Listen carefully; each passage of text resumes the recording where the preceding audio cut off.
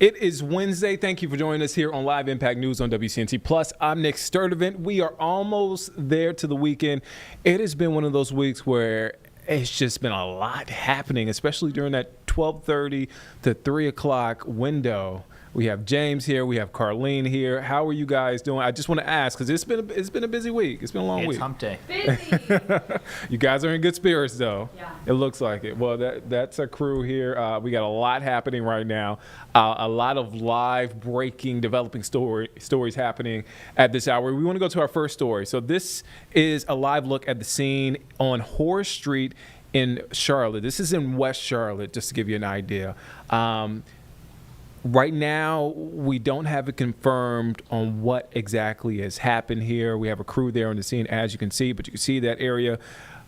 It looks like townhomes, apartments, taped off, the police presence there. You see the officers. Again, there is an investigation happening. We are waiting to get more information from CMPD on exactly what happened, what time it happened. A lot of questions, unanswered questions surrounding this investigation. But again, this is a live look at the scene, Horace Street in the West Charlotte area. And as soon as we get more information, I know we have a photojournalist there, we will be sure to cut in and give you those latest breaking details. Now to our second story. This is aerial shots from the NBC affiliate in Greenville, WYFF, of a possible incident, I would say. Again, this one's still unconfirmed there. It looks like it's happening at a shopping center complex, I'm like outside of a restaurant. So this is a look at law enforcement there, Puerto Nuevo restaurant. This is in the Greenville area.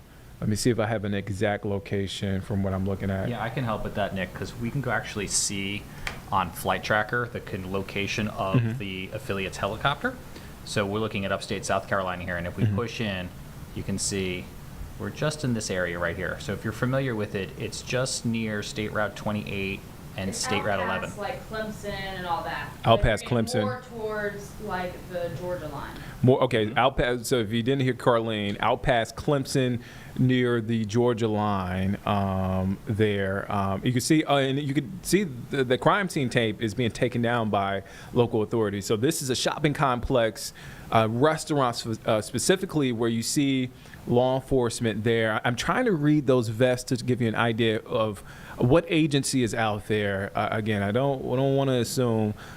Still unconfirmed information. We have, as soon as we get that information confirmed, according to NBC, WYFF, our affiliate out there, this is in West Union, South Carolina, to be specific.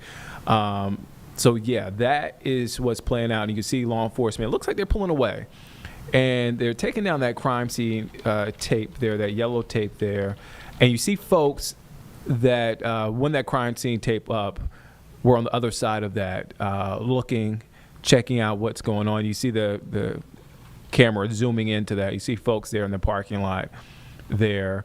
And I'm assuming just trying to figure out what's happening. And you see law enforcement there leaving. It looks like the sheriff's office is there. Do we know what sheriff's office is in that area? There was a sheriff's. I did see sheriff on. YFF's reporting a Homeland Security vehicle was there. Okay, so they're now reporting that. Okay. A Homeland Security is there.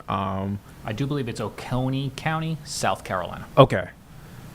So we are learning this stuff in real time. And you see a woman there who is draped in the Mexican flag there, and this is outside of a restaurant, Oconee County. Yeah, I saw. Did you see the vehicle? Did you see the net? Yeah, I did. That was an Oconee County Sheriff's vehicle.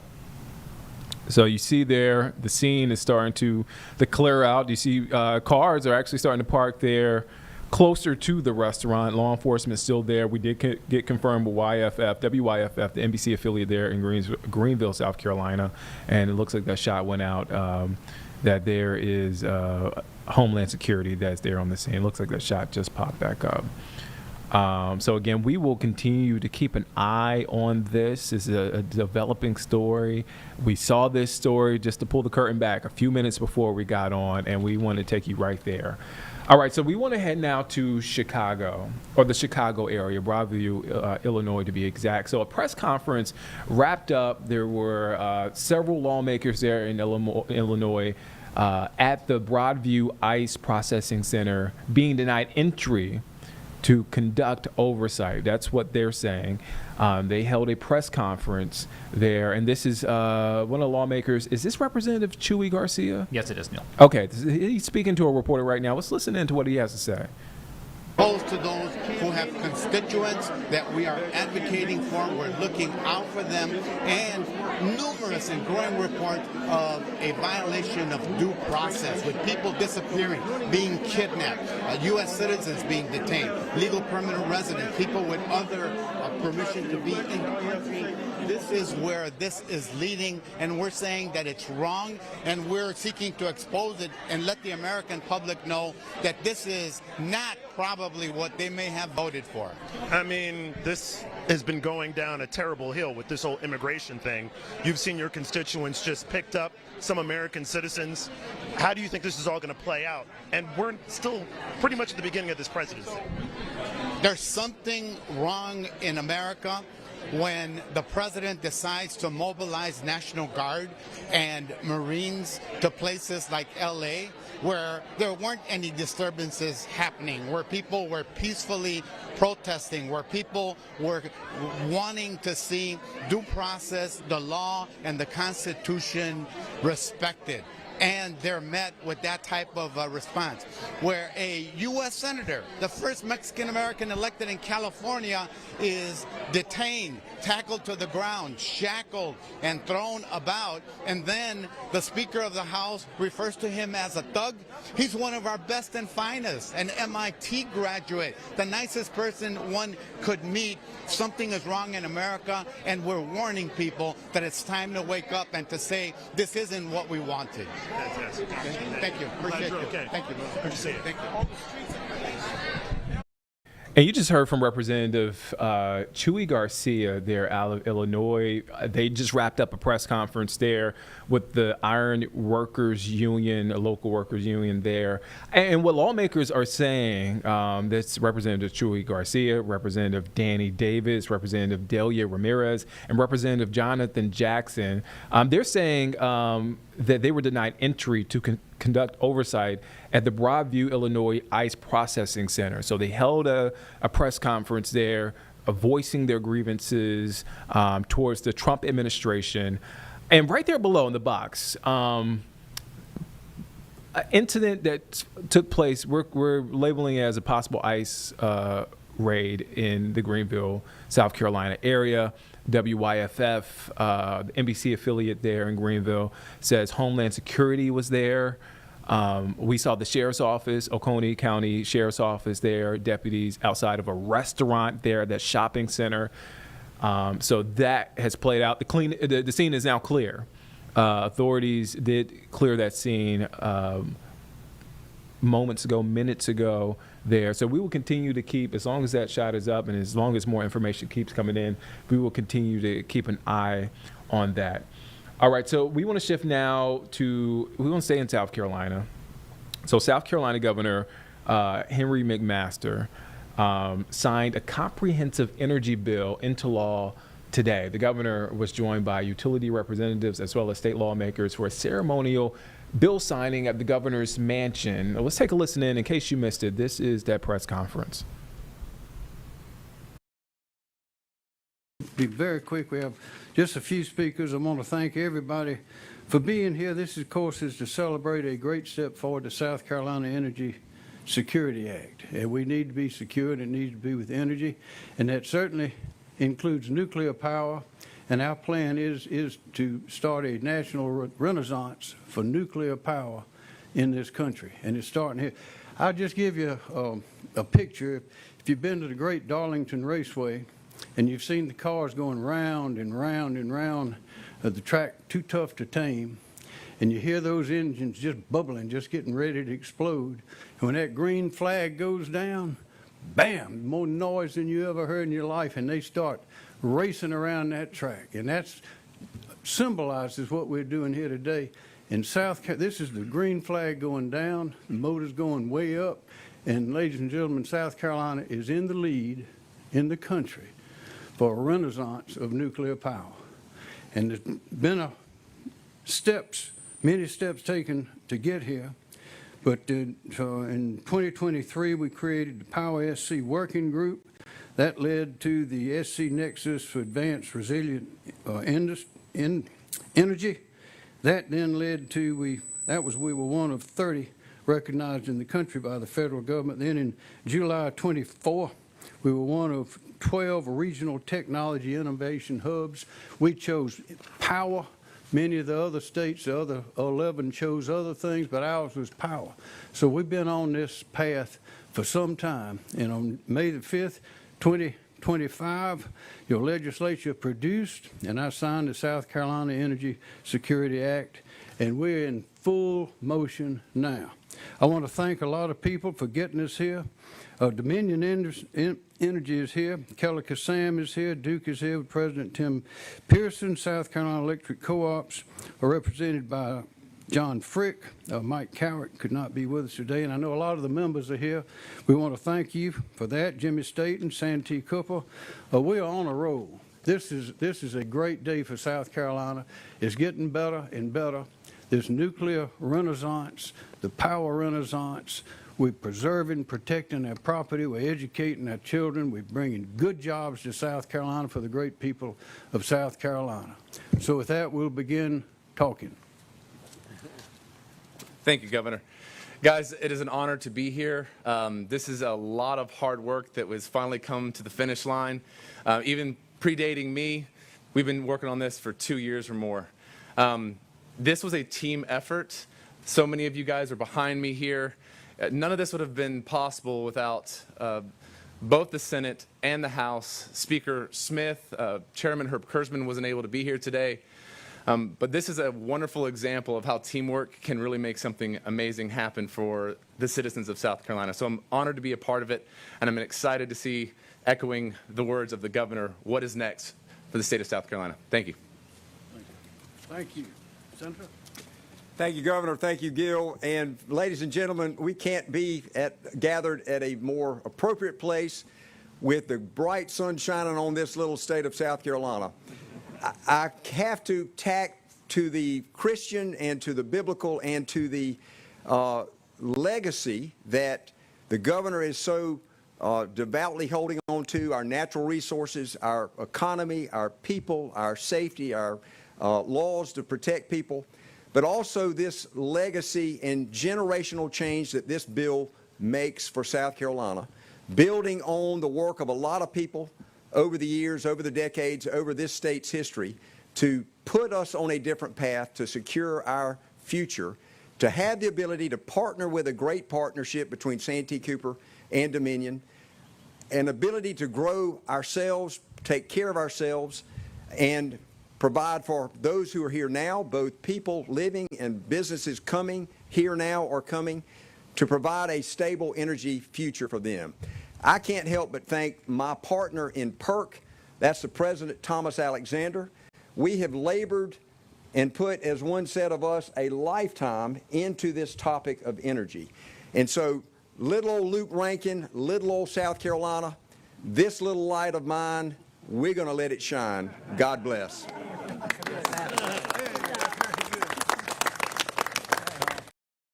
You're watching Live Impact News on WCNC Plus. I'm Nick Sturdivant. Right there is a press conference from earlier. We wanted to play this. This is South Carolina officials and also South Carolina Governor Henry McMaster.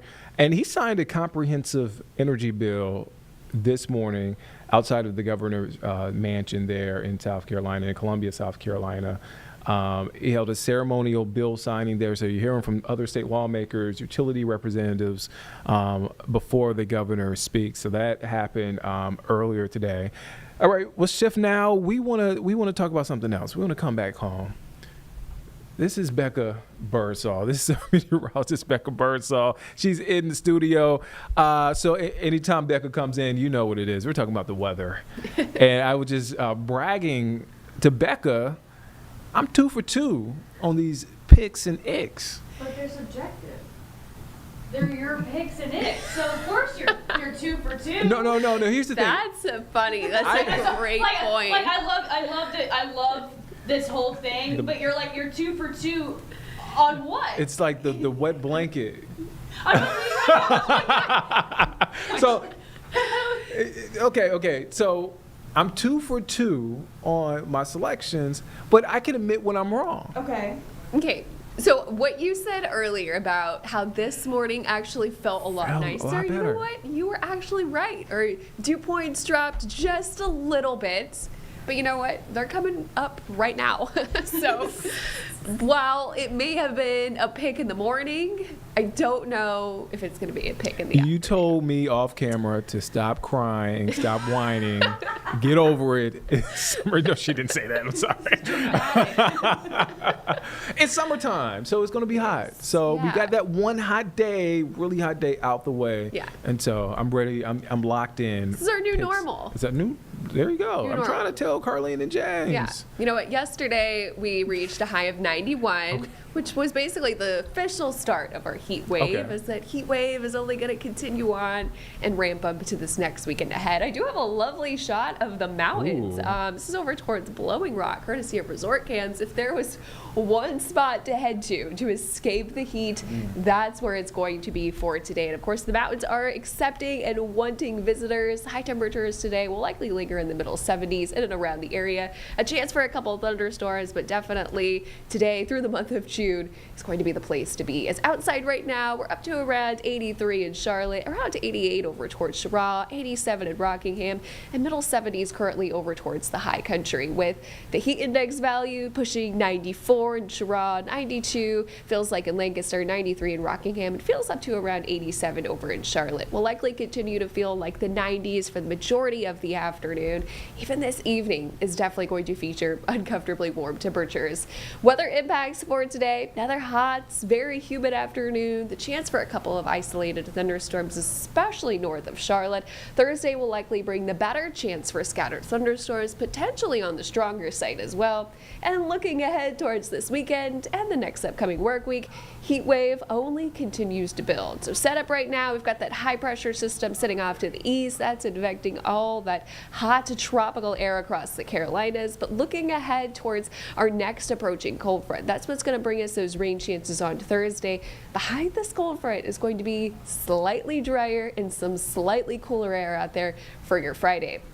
I want to talk about the severe weather risk for Thursday. You can see a couple of our counties under a low threat, that is in the yellow, and medium threat across the Charlotte area in the orange. This is going to be the chance for a few thunderstorms that have the chance to produce strong to damaging wind gusts up to around 60 miles per hour, as well as around a quarter-sized hail in addition to that. But it's not going to be widespread across the area, so not everyone is going to see severe storms. Let's time these out for you on this futurecast. This is the rain coverage for this afternoon. Not going to be very impressive, and I do think most of this stays north of Charlotte, especially alongside that I-40 corridor from about Morganton to Statesville and up towards the high country. And by the time we get into your Thursday, especially after 3-4 o'clock, this is we'll have the chance for a couple of thunderstorms. Again, some thunderstorms will have the chance to turn severe, but certainly not going to be all, as that coverage looks less and less impressive, especially with the newest model data. So I want to show you what this is going to do to that peak heat index, that next cold front that we're expected to come through. By today, this afternoon, peak heat index will be around 97. For your Thursday, it's going to feel like 100, but by the time we get to Friday, it's going to feel like 93, which compared to the next 5 days ahead, that is going to be the one day that stands out. Heat will only continue to build as we approach this weekend, and the heat dome is going to be a big topic into the next week ahead. It's going to impact the eastern half of the United States, basically, and it's a dome that forces the air to sink down to the surface. It also suppresses clouds and rainfall, leading to just blazing hot conditions. We'll see that between Sunday through most of the work week ahead. We're talking high temperatures in the middle to upper 90s, even peaking on Tuesday with a high of 98. So our heat impacts will only continue to go up. By Monday, we're forecasted to be under that major category and potentially could even go under that extreme by the time we get to Tuesday. That major category means heat will be a risk to everyone without cooling, and outdoor workers will be impacted. Today, going to be a warm one if you're headed off to the Knights game. I know it is Bark in the Park. Around 7 o'clock, it's going to feel like 93. Around 9 p.m., it's going to feel like 88. So definitely keep that in mind as you venture outdoors this evening. And for your Juneteenth forecast tomorrow, starting the morning hours off in the middle to upper 70s, lunchtime 87, with high temperatures cranking up into the lower 90s once again. 7-day forecast, of course, showing Friday, probably my pick of the week. Slightly lower humidity. It's going to be drier. Enjoy that. Heat really starts to build, especially by the time we get into your Sunday. And after Sunday, it is going to be uncomfortably hot. Definitely take care of yourself. Drink lots of water. And I want to mention today was our UV index of 11. That is very high. Burn time between 10 to 15 minutes. And it's actually the highest that I've seen it at so far this year. Oh, look, I am I've said this before, I'm an early bird. I like to run, work out in the morning, but those people that run in the middle of the day and the afternoon and in the evening, oh man, I feel so. Couldn't be me. No, and so I'm just thinking, like, stay hydrated, folks. Yes. You know, Charlotte is a big running community. A lot of folks like to walk. Sure. Get active, but man, wear that sunscreen. Stay hydrated. I'm looking at 98 on Tuesday. Yeah. It's only going up from here. It's only up from definitely here. Very important to take care of yourself, especially during the peak of the daytime hours. Oh man, well, Becca, thank you for your time. You'll be back a little later. Yes. So thank you. Mm-hmm. We'll see you in a bit. And that was Becca's forecast. Yeah, a little bit better today. I can admit that. And I can admit when I'm wrong. So to we'll Carlene. Hold you to it. we have time. So where do you want to go to next? We have a wonderful new Weather IQ all about heat. Okay, yeah. Let's from Brittany Van Voorhees. That's right. Let's take a listen into that. It's not the heat. Is a phrase you've probably heard during the summer dozens of times in the South. But it's actually both. Heat index refers to what the temperature feels like to the human body when relative humidity is combined with air temperature. When our bodies get too hot, they sweat to cool themselves off. If the sweat can't evaporate because there's too much moisture and humidity already present, our bodies can't regulate temperature properly. This is why we call heat index the feels like temperature during the summer, because we feel hotter in humid conditions. The heat index is calculated based on this formula. Or you can use one of these charts based on the temperature and the dew point. Just remember, these charts are based on temperatures in the shade, so if you're going to be in the direct sunlight, you have to add about 10 to 15 degrees. Let's look at a few examples. If it's 100 degrees and the dew point is 60, it'll feel around 101. Swap out a tropical dew point of 75 degrees, now it feels near 114. Prolonged exposure to elevated heat index values can lead to a variety of heat disorders. So when is it considered dangerous? A heat index at or above 103 degrees can lead to heat exhaustion or heat cramps. The worst case scenario, heat stroke, which is a medical emergency, occurs with a heat index 125 degrees or higher. Raising your weather IQ and hopefully not the heat, I'm meteorologist Brittany Van Voorhees.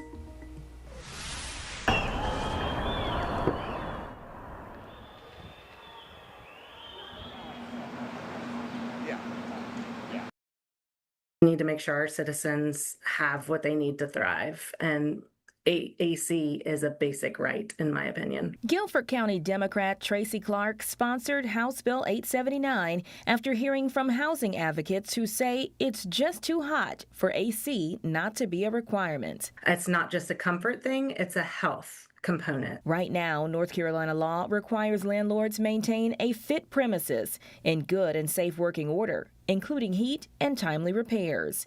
But air conditioning is not on the list of must-haves. Part of the reason why, cost and differences in weather, with part of the state, including the mountains, relatively cooler in the summertime. The temperatures do vary across the state, but ultimately at the end of the day, it is a right that I believe all people in their house should have access to AC and heat. According to the World Health Organization, heat is the leading cause of weather-related deaths and can make underlying illnesses worse. So most of the time, if you can cool off quickly within 30 minutes or less, things are going to be okay. But if you start having the worst headache of your life, you're vomiting, or you stop sweating especially, it's important you seek medical attention. Stalled for the year, Clark hopes the bill will get the support to pass next session. I think the first step is introducing the bill and having these discussions to raise awareness around it, to champion it, and then hopefully we'll get bipartisan support next session. Kaylin Hagwood, WCNC Charlotte. It's some very important content there about heat. Like I was mentioning earlier, I saw some folks running in the afternoon, evening, walking. I'm like, man, how are y'all doing this? Because it's hot. So make sure that you guys are, you have the app handy, that you're listening to our weather impact team when it comes to this heat. Hydrate, wear your sunscreen. And again, that was some important information about heat and what we're up against this summer. All right, so let's shift gears now. We'll stay here at home. So we have a live interview. We have a special guest, sharply dressed man. I should ask. I should have asked him where he's from, but we'll get to that in a second. He is a man with 30 years of experience in the banking industry. He is currently the president and CEO of Charlotte-based S Group Consultants Incorporated. And he's on the board of directors of Redemption Holding Company and the newly formed Redemption Bank. We'll get to that in a moment. Let's bring in our guest, Mr. Lenny Springs. How are you doing, sir? Thank you. Thanks for having me. Well, it's hot outside. It is hot outside. Cool as a cucumber, though. I don't see, you didn't break a sweat at all. Where are you from? I'm originally from a little small town called Johnston, South Carolina, about big as this studio. Okay. One stoplight type of town? One stoplight. The biggest thing in my little hometown now is we recently got a McDonald's. Oh, man. I used to work, that reminds me of Bennettsville, South Carolina. Yeah. I worked in the Florence area for a couple of years. And I remember the big news in Bennettsville at the time. They got a cookout restaurant. So that's what that reminds me of. Yeah. How long have you been in the Charlotte area? 35 years. I actually came here from Atlanta back in 1990. Okay. At the time, I was with First Union National Bank. And my banking career got started in South Carolina with a small bank called Southern Bank, about $1 billion bank. Yeah. And back in the 90s, I'm sorry, in the 80s, as you recall, interstate banking laws changed, which meant banks could cross state lines and establish a bank. Well, the bigger banks in Charlotte, the First Unions, at that time it was Nation Bank, wasn't Bank of America, it was Nation Bank, was crossing state lines. And First Union came into South Carolina and acquired Southern Bank. So that's how I got into banking. So was there, South Carolina, Greenville at the time. Okay. From there to Atlanta, Florida, back to Atlanta, Charlotte. So I thought maybe I would be in Charlotte for about 4 years, 3 to 4 years, and here I am, some 35 years later, still here. What is it about the city that kept you here? Banking. Banking. What is it about banking? Like, why the banking industry? You know, Nick, I kind of stumbled into banking. Okay. To tell you the truth, when I was living in Greenville, quite frankly, I thought I was going to have a political career. I was invested in the community, involved in the community with the NAACP and other civil rights organizations, being a community activist, and had an opportunity to take a assignment with the Greenville Chamber of Commerce. They were trying to get a referendum passed to build a coliseum. And in order for that referendum to pass, they knew they needed the African American vote. So they hired me to deliver the vote in the black community for the referendum. And during the course of that campaign, I met a gentleman, the CEO of Southern Banks, Sam, can't remember Sam's last name. But he said, "Hey, have you ever tried banking?" I said, "No, not really. I had a degree in business administration." And I had ran an urban league, which is a community-based organization, which is about social services. So I had an extensive career in the nonprofit world, but had never worked in the for-profit world in corporate America. Met Sam, and the rest is history. Offered me a job. I retired from banking in 2007. How's that changed your life? I mean, you retired in 2007, but it was sort of that. Have you ever thought about going into banking? Well, at the time, it was Wachovia Bank. Of course, Wells came in and bought Wachovia. And I actually worked for Wells Fargo for about a week before I decided to leave. Took a golden parachute. At the time, didn't know the parachute had a hole in it, so I crashed. So here I am now. And that's when I started my company, the S Group. But quite frankly, getting back to my political days, a couple of years before that, I met a gentleman named Barack Obama. Okay. I think we've heard of him. He sounds familiar. And I met Barack out in Detroit, Michigan, I think it was. At the time, Kwame Kilpatrick was the mayor in Detroit, of Detroit. Kwame and I were friends, and he set the meeting up. And I really didn't know who Barack was. I mean, he was just a state senator then. So he had a meteoric rise. Yeah, but he said he was going to be president of the United States of America. So fast forward, when he ran, he called me and said, "Hey, come and work for me." I said, "Barack," I could say Barack then because he wasn't president. I said, "I'm supporting Hillary Clinton." He said, "You can't do that. You can't do that." So I said, "Okay." So I started supporting him, and after he got elected, I traveled all over the country being a surrogate speaker for him. After he got elected, he called me up and said, "I want to talk to you. I hadn't forgot about you." So he offered me a position in his administration as a senior advisor in education. And at first I said, "No." I said, "That sounds like work." But I decided to do it because the position was funding for historical black colleges and universities, ensuring that HBCUs continue to get that Title IV funding, which is financial aid. Being a product of an HBCU, I had a genuine interest in doing that. So I worked in his administration for 8 years. Now you got to shout out your HBCU.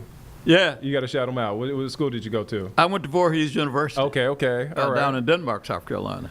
So you have this, the president and CEO, again, of S Group here, consultants.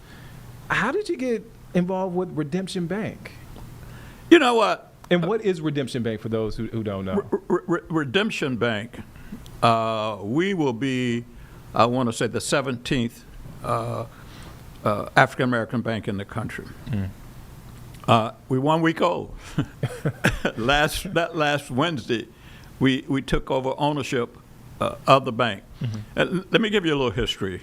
How much time we got here? Oh, you got time. Go ahead. Okay. Go ahead. I don't want to talk too much. No. This is what the platform is for. Yeah, I don't want you guys putting me out the studio. No. I started an organization here in Charlotte called the 100 Black Men of America. We're about mentoring young African-American men, particularly those young boys that come from female heads of household. We mentor them and hopefully dwell them into becoming men. We can't be fathers, but we can be mentors. The 100 Black Men of America had an opportunity to close the bell on Wall Street, ring the bell at closing back in October of 2023, so almost a couple of years ago. While we were on Wall Street, I met this gentleman named Ashley Bell. Ashley stood up and said, "I'm buying a bank." I said, "Yeah, right." So another young lady in the meeting, Judge Glenda Hatchett, whom a lot of folk know because of her television show, Judge Hatchett. Yeah. Glenda and I have been friends for years. So Glenda said to Ashley, "You need to talk to Lenny. Lenny's been in banking for years." And did he know your background and your history? No. It was just an introduction, He stood up and said, "I'm about bank." Glenda said, "Hey, he's got banking experience. Talk to him." I gave him a card. But it just so happened the next day at the airport, my flight was delayed, his flight was delayed, so we had a chance to just sit and talk. So we talked, and he said, "Man, I'm going to buy this bank in Salt Lake City, Utah."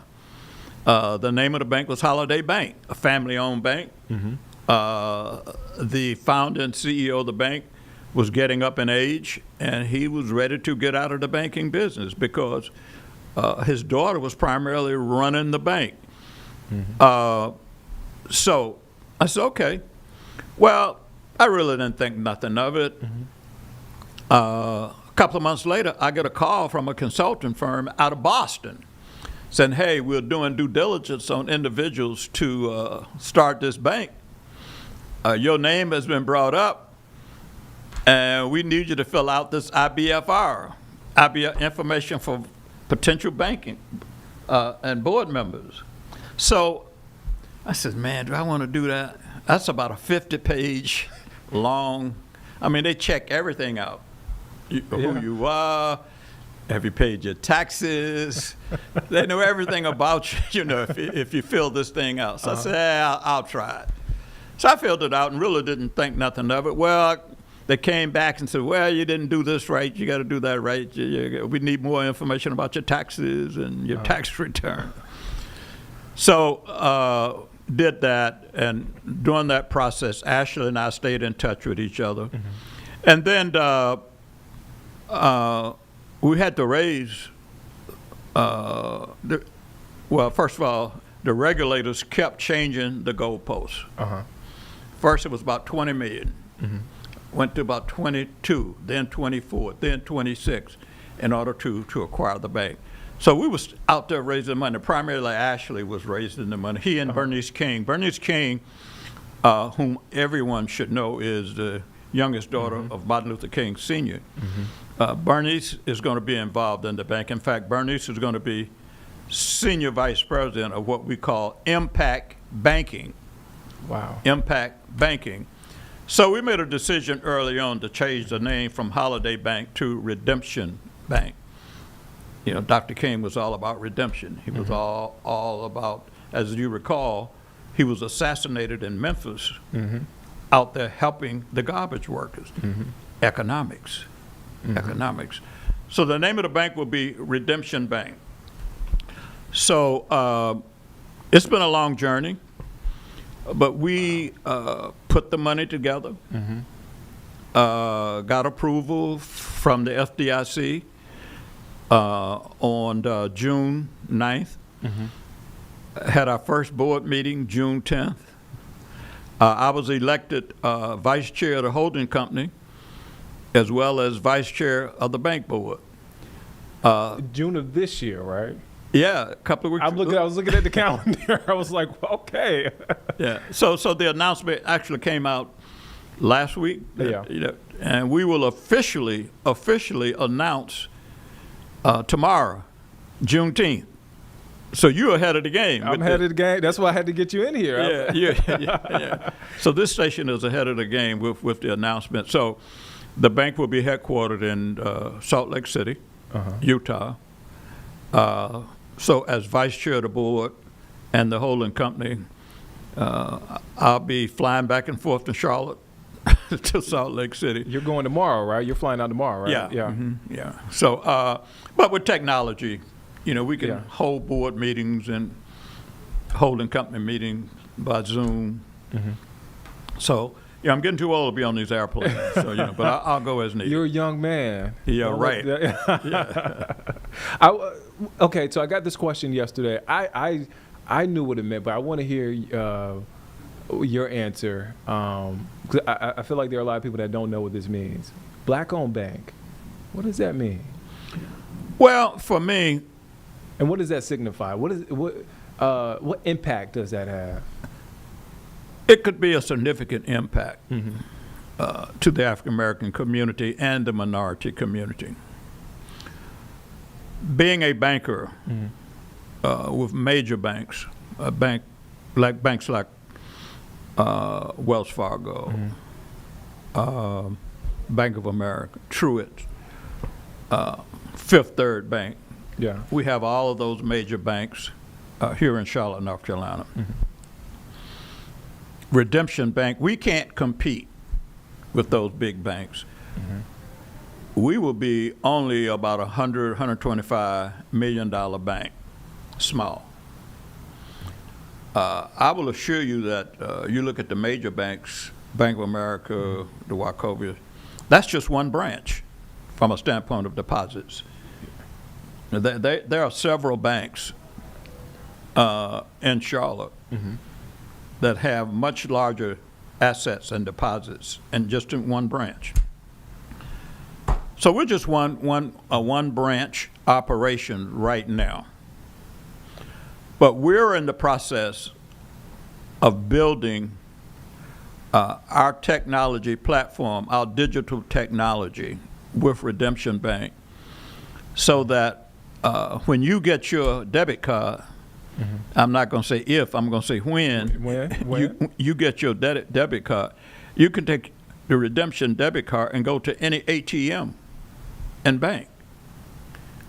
Any ATM and bank once we build out our digital platform. That's the first order for us.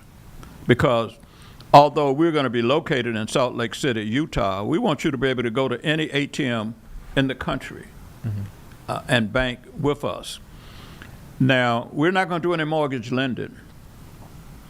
To answer your question, we're going to be looking at small and minority business lending. Small minority business lending. There's a market out there for that. Yeah. The major banks, many times, are bypassing those opportunities. We think that we can make a difference with small minority business lending. There are many small minority business out here that can't walk into the larger banks and get a loan. That's what we're going to focus on, small and minority business lending and some consumer lending. So I think we can make a significant impact in the marketplace by doing that. If we're going to grow this bank, even if you look at the minority banks in the country, we're still small. Liberty Bank down in New Orleans, which is a minority-owned bank, is the largest black bank in the country. And they're still on $1 billion, $1 billion. Wow. But they are the largest. With us being only 125 million, we got a lot of room to grow. I think Ashley and I can grow this bank to become a player in the marketplace as relates to small and minority businesses. Wow. One last question before I let you go. What would you label this phase of your life? You retired. Your life has been about, from what I'm hearing your story, about circumstance and opportunities that have just come by your way, and you've taken advantage of those opportunities, similar to Redemption Bank. What would you label this phase of your life? The final hurrah. The final hurrah. Okay. And that's a great question. I'm 78 years old. I know I got fewer tomorrows than yesterdays. Mm-hmm. I know that. If you look at my community involvement, it's been all about equal justice, civil rights, fairness. So now, if I can close that out with economics, then that's how I want to do it. To have an opportunity to work with Dr. King's daughter, Bernice, Ashley, and other members of the board to uplift the community from an economic standpoint. If you look at the banking deserts around the country, and let's be clear, a banking desert is census tracts where there are no banks, no financial services in those census tracts. With Redemption Bank, we're going to have what I think is a great community reinvestment plan to invest in those census tracts, to provide loans in those census tracts. Wow. If you look at those banking deserts, 24% are people of color, older people, low income, and people with disabilities, and small businesses. If we're successful in growing Redemption Bank, I'm not going to say if, when we're successful in growing Redemption Bank, providing opportunities for small minority businesses, then yeah, it'll be time for me to get off the stage, close the curtain, go sit on a rocking chair on the front porch. Do you want to do that? Sit on the front porch? Nick. I'm ready. Okay. I'm ready. Okay. At some point, you got to know when to try to slow down and enjoy life. That's going to be tough. But, I want to enjoy. I got a little small farm down in South Carolina with a nice fishing pond. I want to try to enjoy it a little bit. Ladies and gentlemen, that is Lenny Springs, the pride of South Carolina, the president and CEO of S Group Consultants Incorporated here in Charlotte, also with Redemption Bank. Thank you for your time. He's hopping on a flight tomorrow, so we got him just in time before he hops on the flight. Tomorrow's Juneteenth. He's going to be there at Redemption Bank in Salt Lake City, Utah. Thank you. We have to have you come back.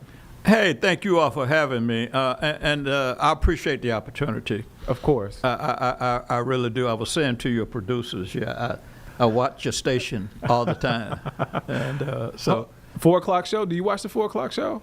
I will be now. Okay. That was a great answer right there. Lenny Springs with Redemption Bank. Thank you. And look, you can find that full interview.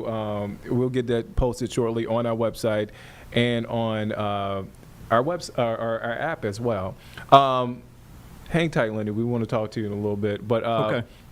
We want to go now to CMPD held a groundbreaking yesterday for a new division there. So let's get to that. That was from yesterday, I believe. So pretty recent. Let's take you there. Let's listen in. Good morning. My name is Crystal Fletcher. I'm a lieutenant with the Charlotte-Mecklenburg Police Department in the Public Affairs Division. Thank you all for joining us here today. It's a proud and exciting moment for CMPD and for the Northwest Charlotte community. This groundbreaking marks more than just the start of construction. It marks our commitment to continued progress, stronger partnerships, and improved services to the residents in this part of our city. The new Northwest Division will serve as a visible and accessible hub for public safety, designed to support our officers and strengthen our connection with the community. We're excited for what this facility will represent both today and in the years ahead.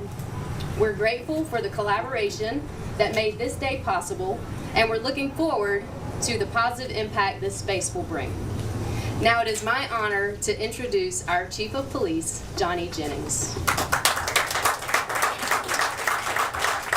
Thank you, Lieutenant Fletcher. This is really an exciting day for the Northwest community. The Northwest Division represents progress, not just in the way we serve, but also in how we show up for the people and how the people depend on us. We're going to be supporting 56.3 square miles of Charlotte-Mecklenburg community. This allows us to reduce our service times and improve overall presence in the community. It's designed to accommodate 151 employees and will create space for our continued growth for the Charlotte-Mecklenburg Police Department. This growth is already happening. Last year, applications by CMPD increased by 18% and sworn hires were up 30%. That kind of momentum is encouraging, and it speaks to the strength of our department and our leadership that calling that continues to bring us people into this profession. We are proud that this will be CMPD's first net zero carbon police station, a major step forward in how we think about sustainability, innovation, and long-term impact. This new division isn't just a building, it's a symbol of our commitment to being more responsive, more accessible, and more connected to the communities we serve. I want to thank everyone who helped bring this vision into reality. This is going to be an exciting moment for this groundbreaking and the progress that we're going to see in the future. But now I'd like to bring up Robin Byers, Assistant Director of Sustainability and Resilience, to share a few words with us. Robin, thank you. Hi there. Thanks everybody for coming out on this wonderfully muggy day to celebrate this wonderful project that we have here for the city of Charlotte. And so first I want to start, my career has been focused on strategic thinking and planning. And so it is a rare privilege for me to be able to come out and actually see the work getting done. This is not something I get to do very often. And so again, really appreciate the fact that I'm here to speak to this wonderful project. What I want to start out by saying is that some of you may know about our Strategic Energy Action Plan, and that is the city's Sustainability and Climate Action Plan. It was initially adopted in 2018, and City Council unanimously adopted our update last month.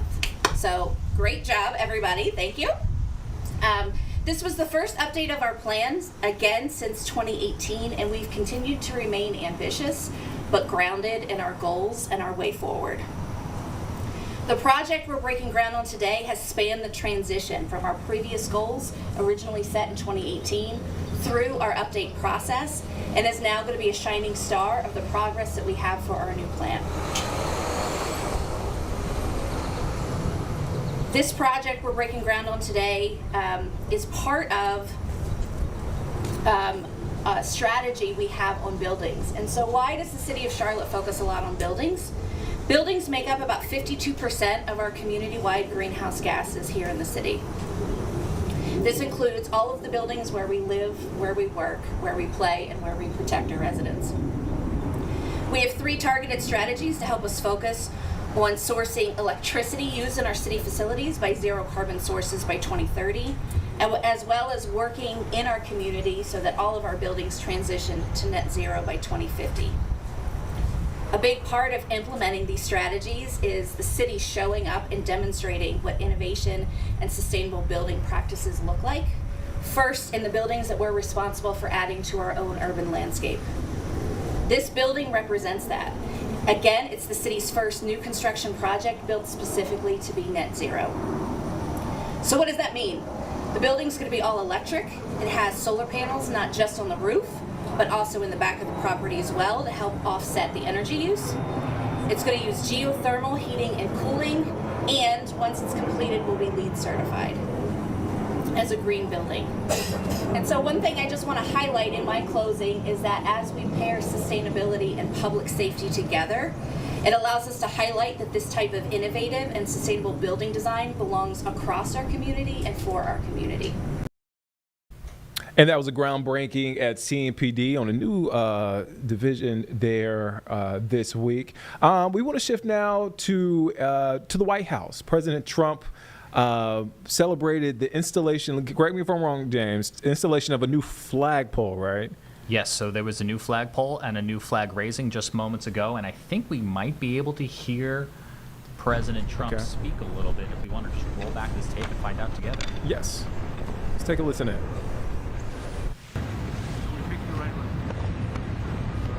America's back.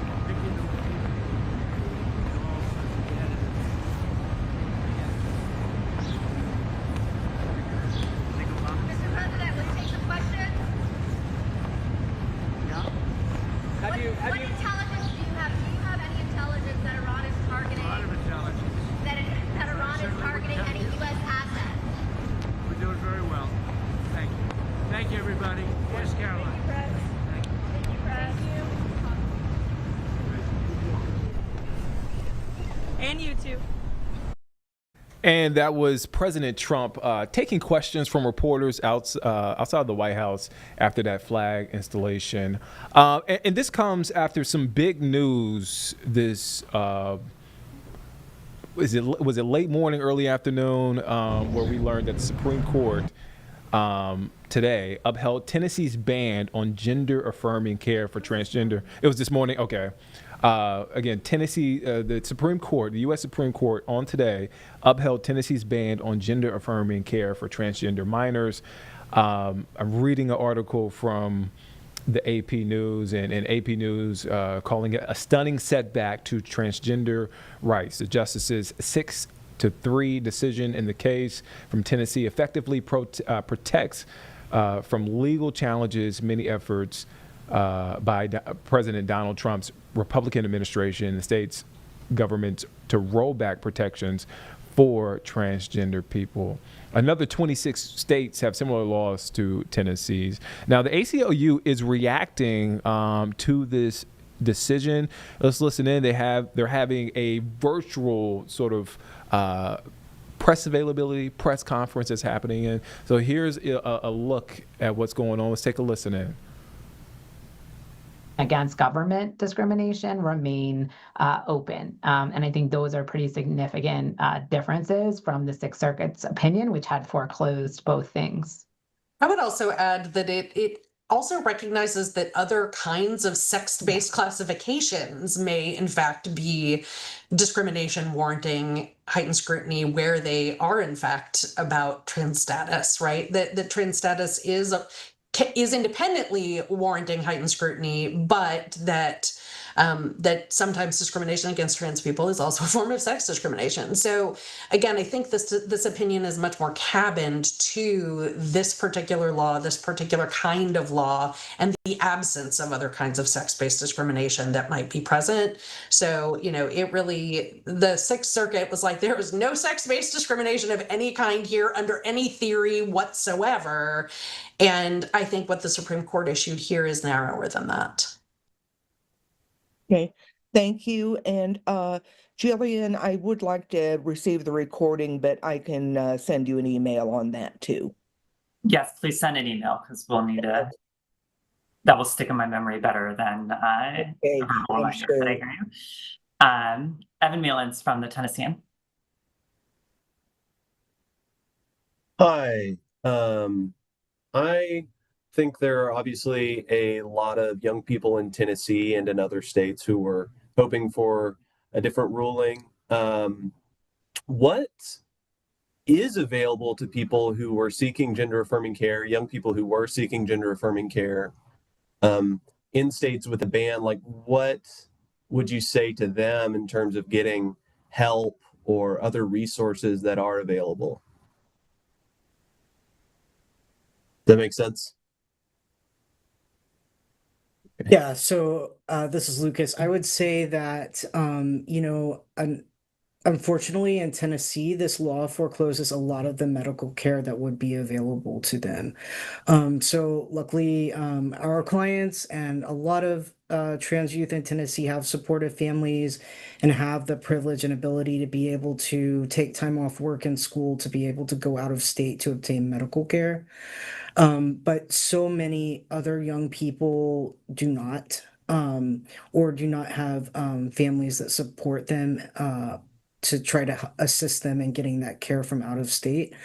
But the law in Tennessee forecloses a lot of medical care. It does not say that young people cannot receive go to counseling or psychologists, which unfortunately is not in many cases not enough medical support to really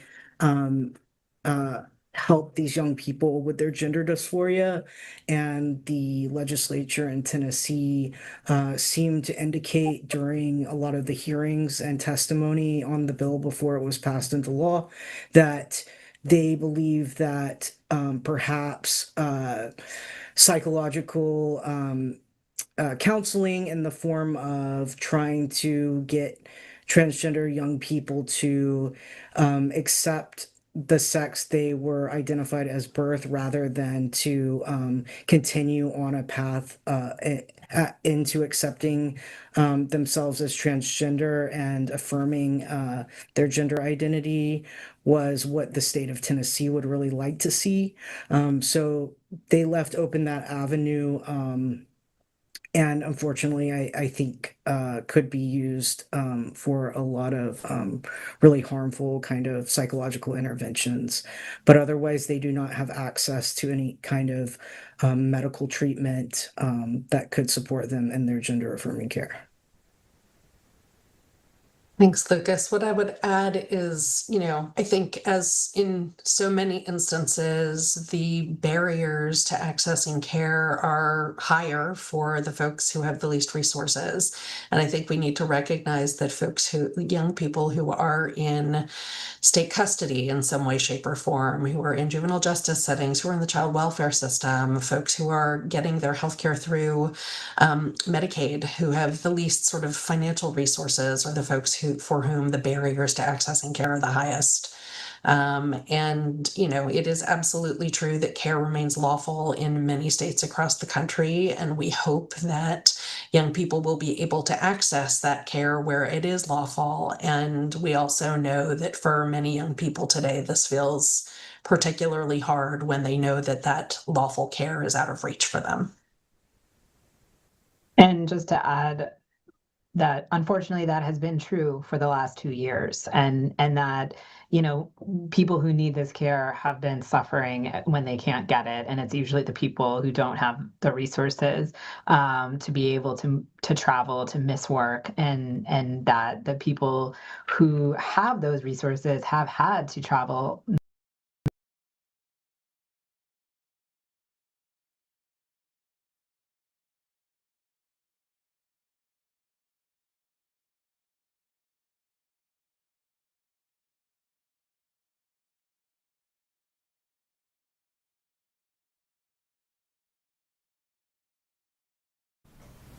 Working to reestablish this feed for you as you've been listening in. This has been the ACLU of Tennessee reacting to the Supreme Court decision this morning that upheld a Tennessee ban on gender-affirming care for kids and setback for transgender rights, is what the ACLU has been describing it as. Let's listen back in. Three, and they're all conservatives who didn't say anything.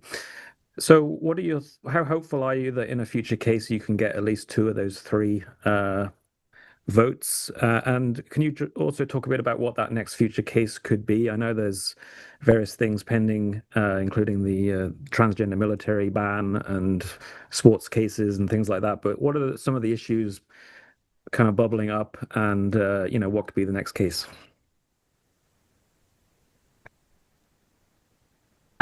So I guess first, with respect to whether we could get two additional justices on the question of transgender status independently triggering heightened scrutiny, I think the most immediate question is whether the lower courts will continue to be able to apply it and enjoin unlawful discrimination against transgender people, which as of now they will be able to do. And there may be another case in any of the contexts where that comes up. There are cert petitions sitting at the court right now in the sports cases where these questions are presented. So we just don't have control over how these issues necessarily reach the court.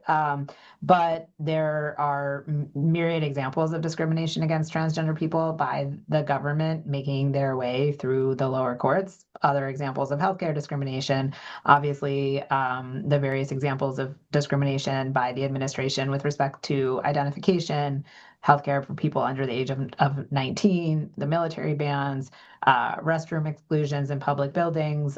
So these issues are still percolating, and advocates don't have control always of when and how they reach the Supreme Court. But the lower court decisions applying heightened scrutiny to transgender status still stand. And so injunctions that are either currently in place or may be in place in the future on that basis remain good law. Thank you. Ryan, I see you, but I want to jump to some questions in the chat since you had a question earlier, but I will come back to you. Maureen Pratt from USA Today asks, what does the decision mean for other cases about bathroom sports, military service bans, etc.? But obviously that could be a broad question, and perhaps we've already touched on that. Yeah, I mean, I would say just, going back to something Karen said earlier, the court was really clear that they were analyzing this particular type of classification in this particular context. When it comes to restrooms and sports, the parties generally agree that those are sex-based classifications triggering heightened scrutiny. So it's just a completely distinct analytical question other than the trans status question, which the court didn't resolve here.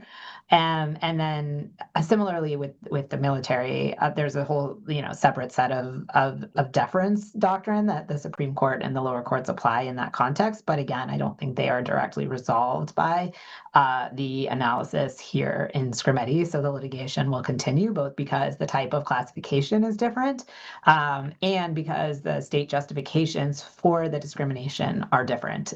So the court will have to grapple with them independently. Yes, I think I totally agree with all of that. And as frustrating an answer as it is, I don't actually think this tells us much at all about how those other contexts will proceed before this court. So in as much as I think we try to read tea leaves and find doctrinal through lines, this is one of those instances where the court made clear that they were just doing something different and specific here. So we will continue to fight those in all the ways that we have done in the past.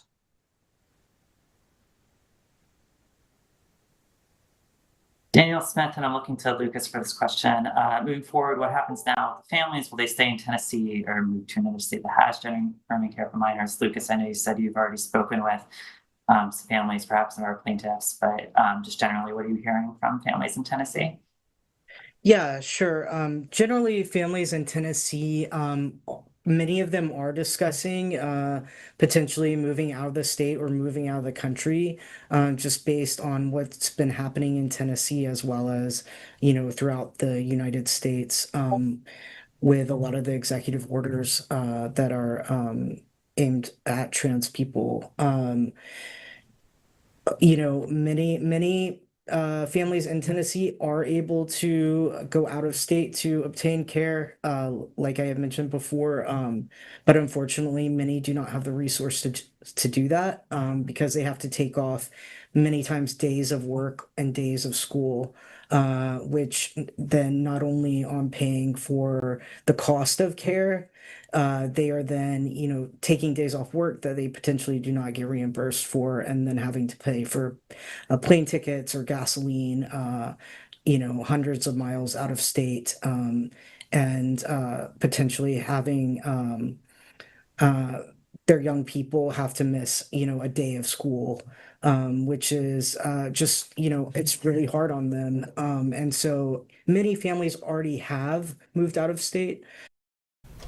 You're watching Live Impact News on WCNC Plus. I'm Nick Sertivant. Right now, you are watching a live virtual press conference with the ACLU reacting to the Supreme Court decision from late this morning. Supreme Court okaying Tennessee's ban on gender-affirming care for kids.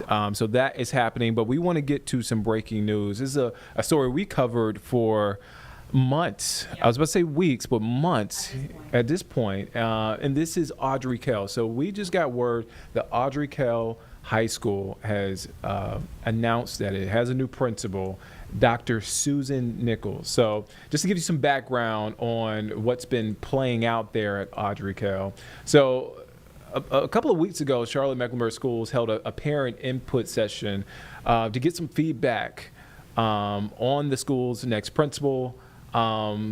Because parents have voiced their frustration over the district's, what they're calling the district's lack of transparency regarding the sudden departure of their longtime principal at the time, Jamie Brooks. There have been a couple of incidents at the school, but again, parents and community members voicing their frustration to CMS. And now we have an announcement, a new principal, Dr. Susan Nichols. Did a little bit of digging. And found out she has been principal of Charlotte Engineering Early College. That's according to their website. But again, there's a video of Dr. Nichols introducing herself. So let's play that video, and that's posted on CMS's YouTube page. So let's listen into what she has to say. Hello, Audrey Kell High School family. I'm Dr. Susan Nichols, and I'm thrilled to introduce myself as your new principal. This is truly an honor and a privilege that I don't take lightly. I want to take a moment to offer my warmest greetings to our wonderful students, dedicated staff, and supportive parents. Each of you is an essential part of our school community, and together we will create an outstanding environment for our children to grow and learn. I realize that change can be challenging, but it also brings new opportunities. I want to assure you that my commitment is to build strong bonds and earn your trust. I recognize that actions speak louder than words, and through my actions, I will prove that I am the leader you deserve. My vision for AK is clear. I want our school to be a place where every student feels valued and inspired to reach their full potential. To our students, you are at the heart of all decision making. I want you to know that I'm here to support you in every step of your journey, academically and personally. Your voice matters, and I encourage you to share your ideas and dreams with me. To our parents, your partnership is invaluable. Together, we will build a caring and open environment where your ideas and feedback are truly valued and help guide us to do what's best for our students. I invite you to engage with us, join our PTSO, attend our events, and share your thoughts. To our incredible staff, I am excited to work alongside each of you. Your dedication and passion are what makes our school unique. I am committed to providing you with the support, resources, and professional development you need to thrive in your roles. Together, we will continue the tradition of academic excellence. As we move forward, I am committed to demonstrating through my actions that I am here to support AK's continued growth, success, and pursuit of excellence. I am honored to be a part of the AK family and look forward to our experiences together. Let's embrace this new chapter with open hearts and open minds. In the weeks ahead, I will be scheduling time to meet with our internal and external stakeholders. Your insights and perspectives are vital as we work together to ensure the very best for our students. Thank you for welcoming me into your community. Here's to a fantastic year ahead.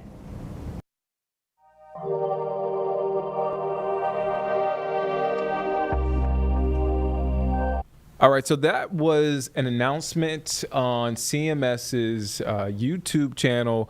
Dr. Susan Nichols, the new principal at Ardrey-Kell High School. There has been frustration voiced by community members and parents there at the high school regarding the sudden departure of the principal, longtime principal there at the time, Jamie Brooks, but now Ardrey-Kell has a new principal, Dr. Susan Nichols, and that was her message to the families there at Ardrey-Kell High School. All right, so let's get to some breaking news, a developing story here in Charlotte. So this is a scene on Wilkinson Boulevard. All right, so not a lot of details. I'm going to be honest with you guys, not a lot of details. But we do know there's a police presence. They're surrounding, it appears to be a car in a shopping center. Again, that's all we have at this point. And you see there's a shoe store right behind this gentleman who's in front of the camera. There is also a DMV license plate agency. So if you're familiar with this area, this is where that police presence is. There's an investigation ongoing. Do we know?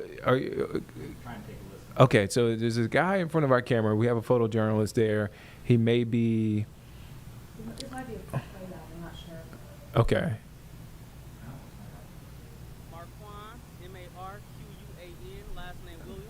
So Nick, he is talking. It is extremely soft on our end right Okay. Do we want to shift away from this? Yeah, we'll take a listen behind the scenes and we'll find out exactly what he might be describing. Okay, so that's that. And some moving pieces when it comes to that story, and that we're tracking another shooting investigation on Horace Street. So as soon as we get more information, I just want to be transparent with you guys. As soon as we get more information, we'll make sure to bring that to you live here on Live Impact News. Where do we want to go next? We're going to go to the Cedric Dean. Okay. Speaking to reporters this morning. All right, so Cedric Dean, he ran a drug recovery center at a former motel in Northeast Charlotte. Almost a couple of weeks ago, we had breaking news from that hotel about a death investigation. A woman and a baby were found in a room. We spoke with Cedric Dean at the time. He was voices up his frustration and him being upset at CMPD for not being allowed to physically go into that room. Hill Charlotte was once the organization that ran that motel, that former motel. So Cedric Dean announced yesterday that he decided to close operations amid safety concerns, and according to his press release, reaffirms commitment to the community well-being. So he had a press conference earlier. Let's take a listen into that press conference. I want to thank y'all for being here today. Hey, hello. We at Cedric Dean Holdings Incorporated stand in united in our unwavering condemnation of CMPD and the systemic complicity that allows illegal activities to persist unchecked within I-85 and Sugar Creek. The integrity of our police department is paramount, and any breach of this trust undermines the very foundation of our society. Today we are here to condemn the CMPD leadership that ordered or condoned the false arrest of Cedric Dean and the non-arrest of the fentanyl dealers and violent offenders that have terrorized the Baymont for years. Such actions represent a grave violation of the rights of citizens and undermines the principles of justice and public trust that law enforcement agencies are sworn to uphold. The false arrest of Cedric Dean was a serious form of police misconduct as it motivated the fentanyl dealers to plan a manufactured criminal indictment against Cedric Dean. When this weaponization of law enforcement is orchestrated or sanctioned, directly or indirectly, by those in positions of authority within CMPD, it raises profound concerns about abuse of power and systemic issues within the force. Montarius Brown was assaulted in the Baymont. 2 days ago, we presented the video of the assault to CMPD. The police covered it up. Can't cover up them black eyes on him right now. That can't be covered. But his life didn't matter to the police department. It didn't matter enough to investigate. It didn't matter enough to take somebody to jail for assaulting. But you took me to jail for trying to save children. Montarius is here today and we stand with him. The time for complacency has passed. We call upon Chief Johnny Jennings to resign today, not in December. We call on Chief Johnny Jennings to resign today, or the city manager to fire him. Sugar Creek, this corridor right here, for too long, have been a haven for human trafficking, for drugs, for crimes, and we can't blame the people. These people are affected by drug habits. We have to blame CMPD for not giving them the environment that's therapeutic enough. It is imperative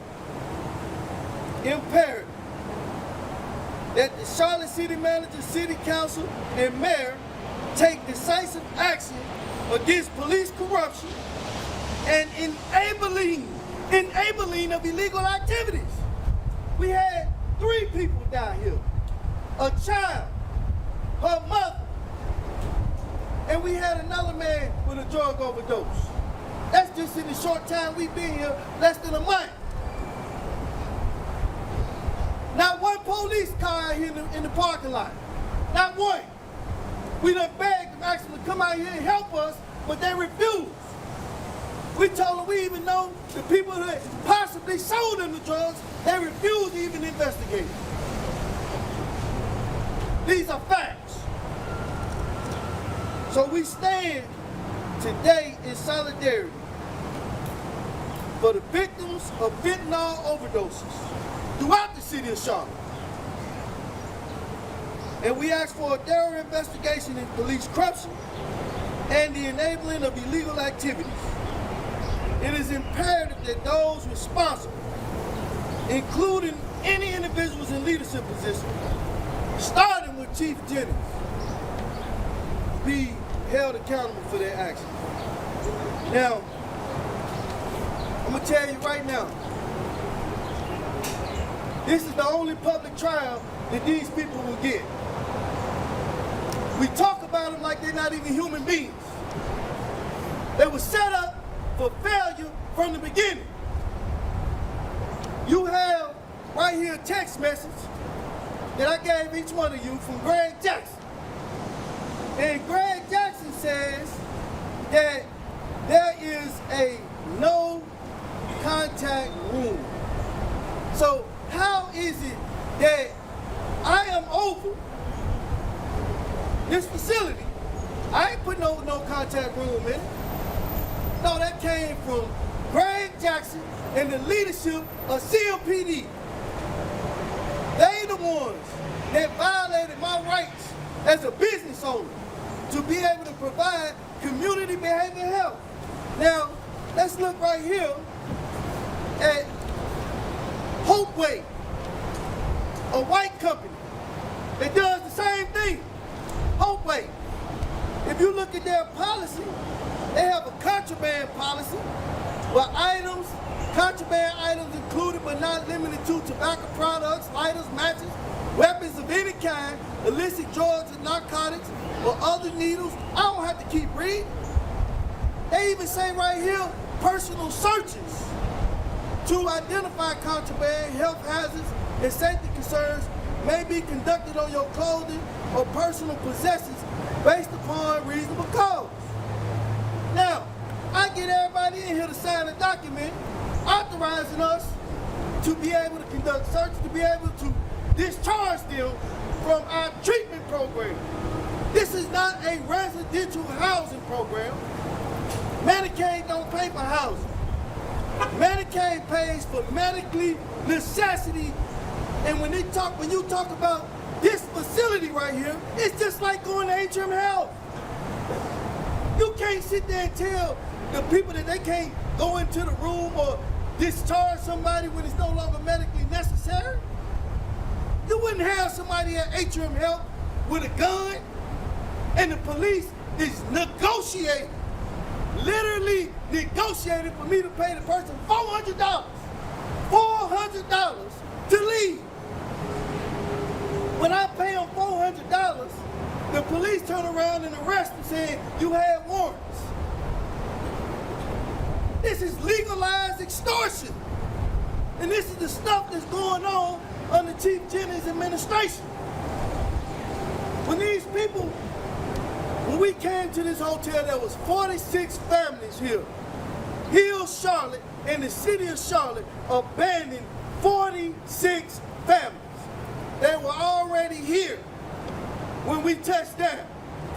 We gave them an opportunity to be a part of the program, but they had kids running around with guns on the premises, with drugs on the premises, with people human trafficking, all this stuff going on, especially on this third floor.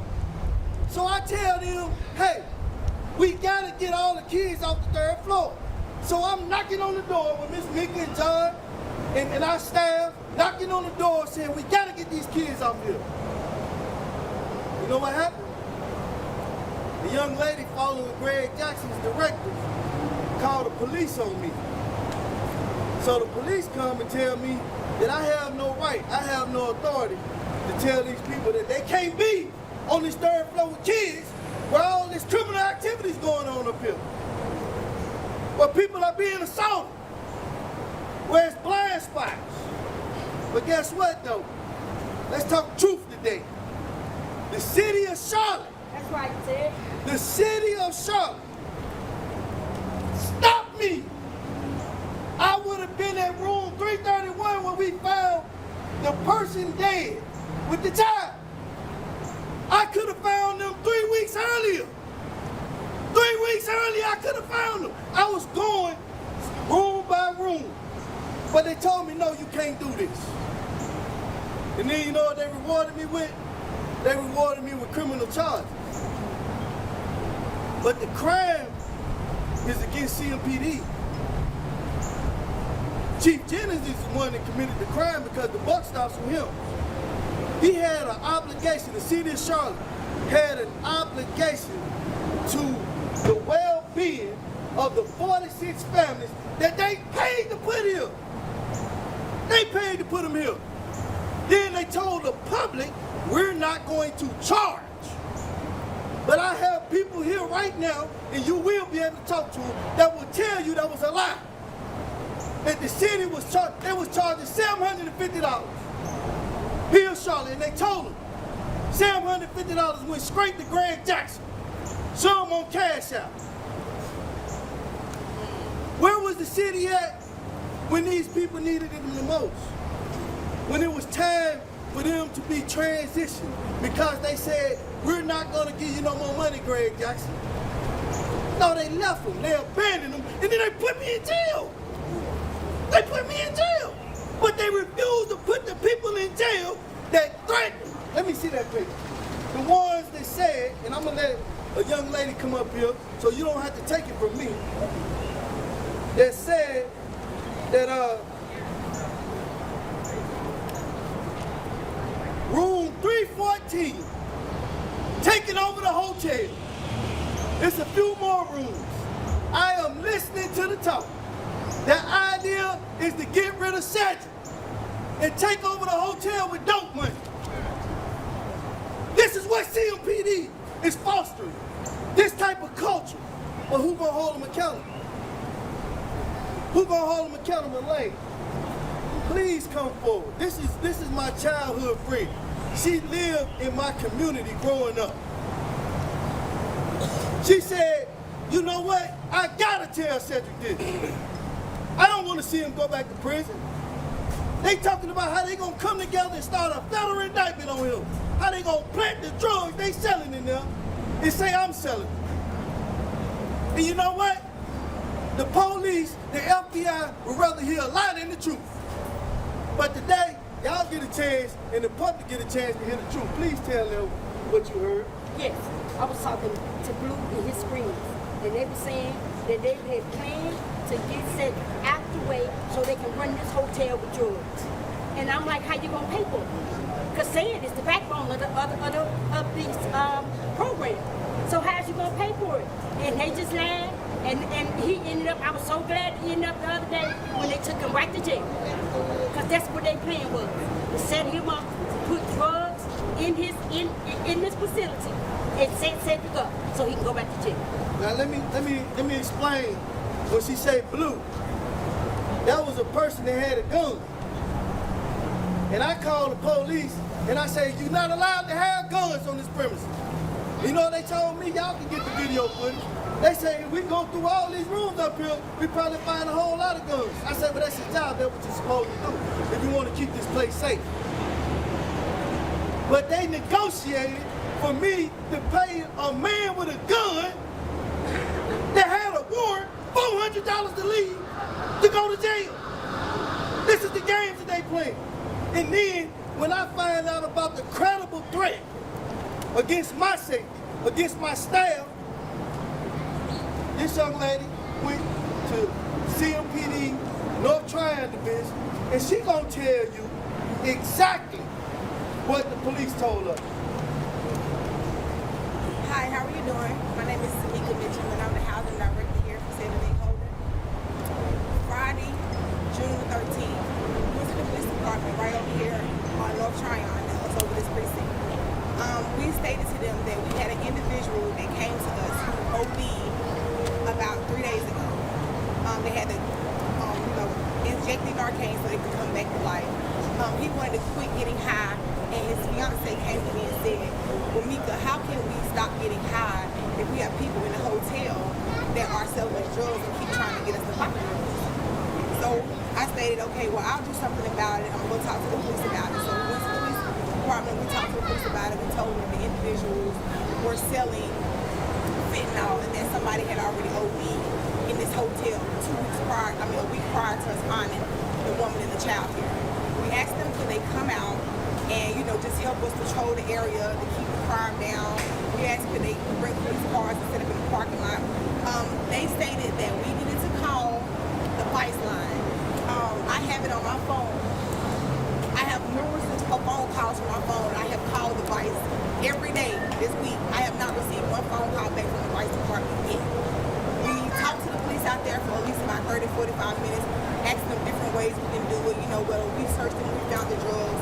Could they come and get it? They said no, there's nothing there they can do. So, I said, well, what about the bodies that can keep dropping off the fentanyl? They're saying that there's people in our building that has fentanyl and we need y'all to help us. They told us they couldn't help us. We had to contact the narcotics department. That is what they said. On their body cams, we asked them so many different scenarios. Could the person go in and do a drug buy? And they could maybe come in. They was like, oh, we can't lock them up. We have to get the charge the right way. So in other words, I said, so you just got to sit here and put other people dying on us? That's what it was. So, my aunt, every day, for 18 years, she was getting high, smoking crack, doing all kind of drugs. For the last 18 years, she has been clean and sober. We lost our uncle my uncle, her brother, we lost him to drugs, to fentanyl. That's how this program started. Everybody here knows that. So I said, I like the program that you did over there at Hope Haven. I'm gonna get a hotel for us to do the same thing. Now she's gonna tell you what they let them do at Hope Haven that they don't let us do here. Hello, I'm Priscilla Daddy. I am the group leader of the HELP program, which is ran by Cedric Dean. I've been with Cedric Dean since January the 21st when we started the HELP program over at the center. But we came here as of May 5th. We've been in this facility. I have seen that the disciplinary system here is not working for us. When I worked for Hope Haven, we had disciplinary where it was a curfew. You could be put out if you didn't make curfew. Here we can put you out. Then also, if people had drugs there, you was automatic discharge. If you had any type of weapon, any type of drugs, pills, you would be discharged. But here, the police department is not letting us do our job. That is not allowing us to put these people out, and we have to keep them here, and we have to evict them, which takes 30 days. So they're not doing us no justice. In 30 days, we can lose souls here. We can have people dying. We can have the fentanyl around here for 30 days. We will have more deaths. So we feel like that we don't have no justice here. So Mr. Dean feel like there's nothing else for him to do but to shake the program down. Thank you. So I'm gonna wrap this up by saying today, forget that you're a reporter. Just think about being a human being. Think about humanity. Think about the lives of every last one of these individuals who CMPD, the city of Charlotte, is trying to send back the tents, trying to send back to sleep up on the bridge.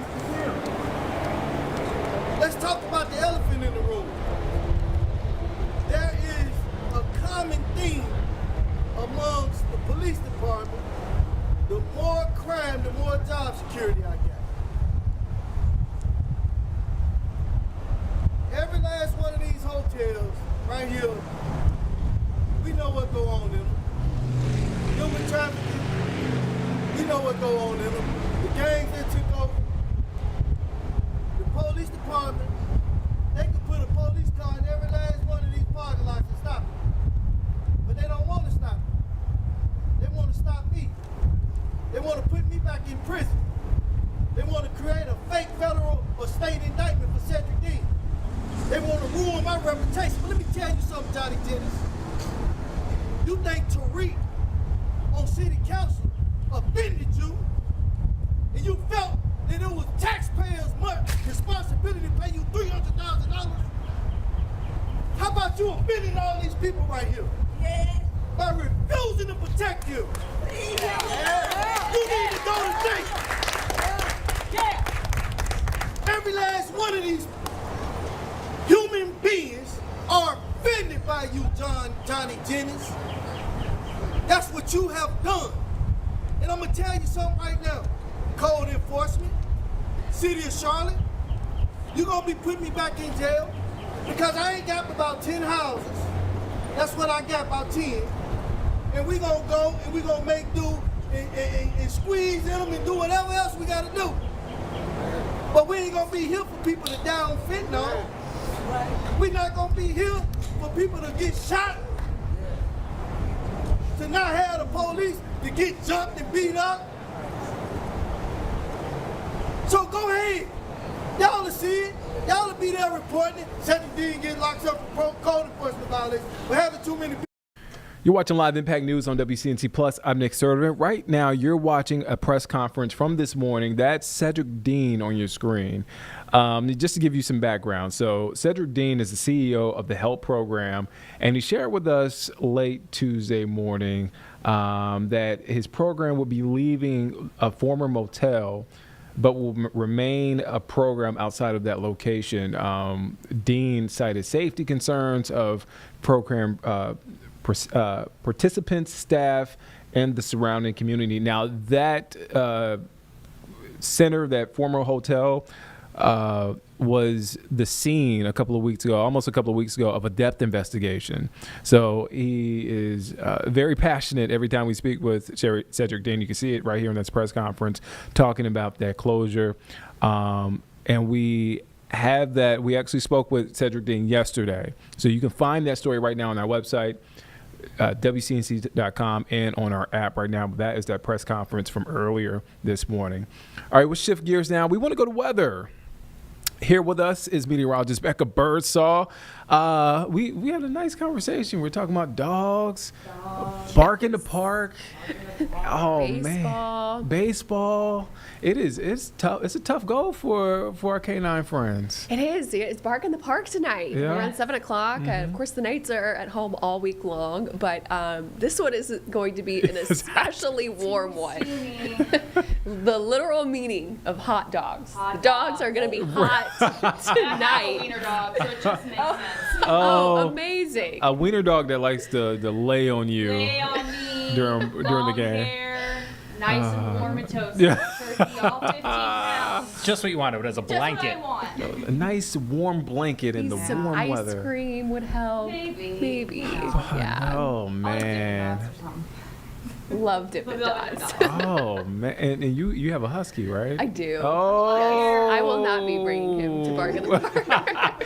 He appreciates that. Yes. We're going to stay inside in the cool AC like many of us here probably. But it felt better this morning. It did. If you're early riser like myself, It felt better. a little bit more refreshing with those lower dew points, but those dew points are back, and it's going to feel quite uncomfortable again. Now, I do want to take this live image of Blowing Rock, because we did have a downpour moving around the high country, and you can see those wet streets out there. And I don't believe it is currently raining now. I think the downpour has moved over, but the mountains will likely have the better chance to see showers and thunderstorms later on today. Most of this activity going to be well north of the metro, but high temperatures from the mountains today, middle 70s, certainly not going to be a washout for them either. And outside right now, these are the temperatures that we've warmed up to at the 2 o'clock hour.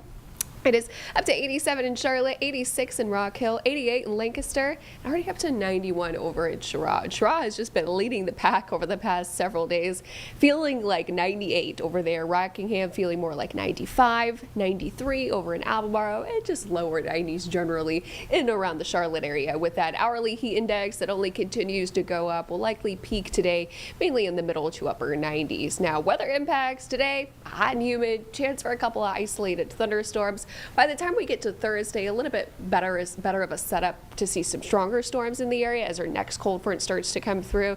And then we're going to be talking about an extended heat wave that's going to not only build this weekend, but only increase as we get into this next upcoming work week. Surface map showing that high pressure system off to the east, bringing us this hot tropical air, but we're going to be on guard for that low pressure system and next cold front to come through. This is going to be pushing those storms in our direction for Thursday, but behind this cold front, going to feature some drier and some slightly cooler air. Tomorrow we are under a severe weather risk. It is a low to medium threat, meaning a few thunderstorms have a chance to strengthen into a severe storm containing damaging wind gusts around 60 miles per hour and quarter-sized hail also possible. Just not everyone's going to be seeing them. Futurecast today showing that main coverage of storms mainly up towards the mountains, foothills, northern Piedmont, and then by the time we get into Thursday as well, the day starts off dry. So if you have any Juneteenth plans, I'd say get them done before about lunchtime. Around midday through about 2, 3, 4 o'clock is when we'll start to see a couple of these storms start to develop and continue through about 7 o'clock. Again, not everyone's going to be seeing them, but any storm does have the chance to strengthen into a stronger one. Peak heat index today is going to be 97, going to be feeling like the triple digits as we approach tomorrow.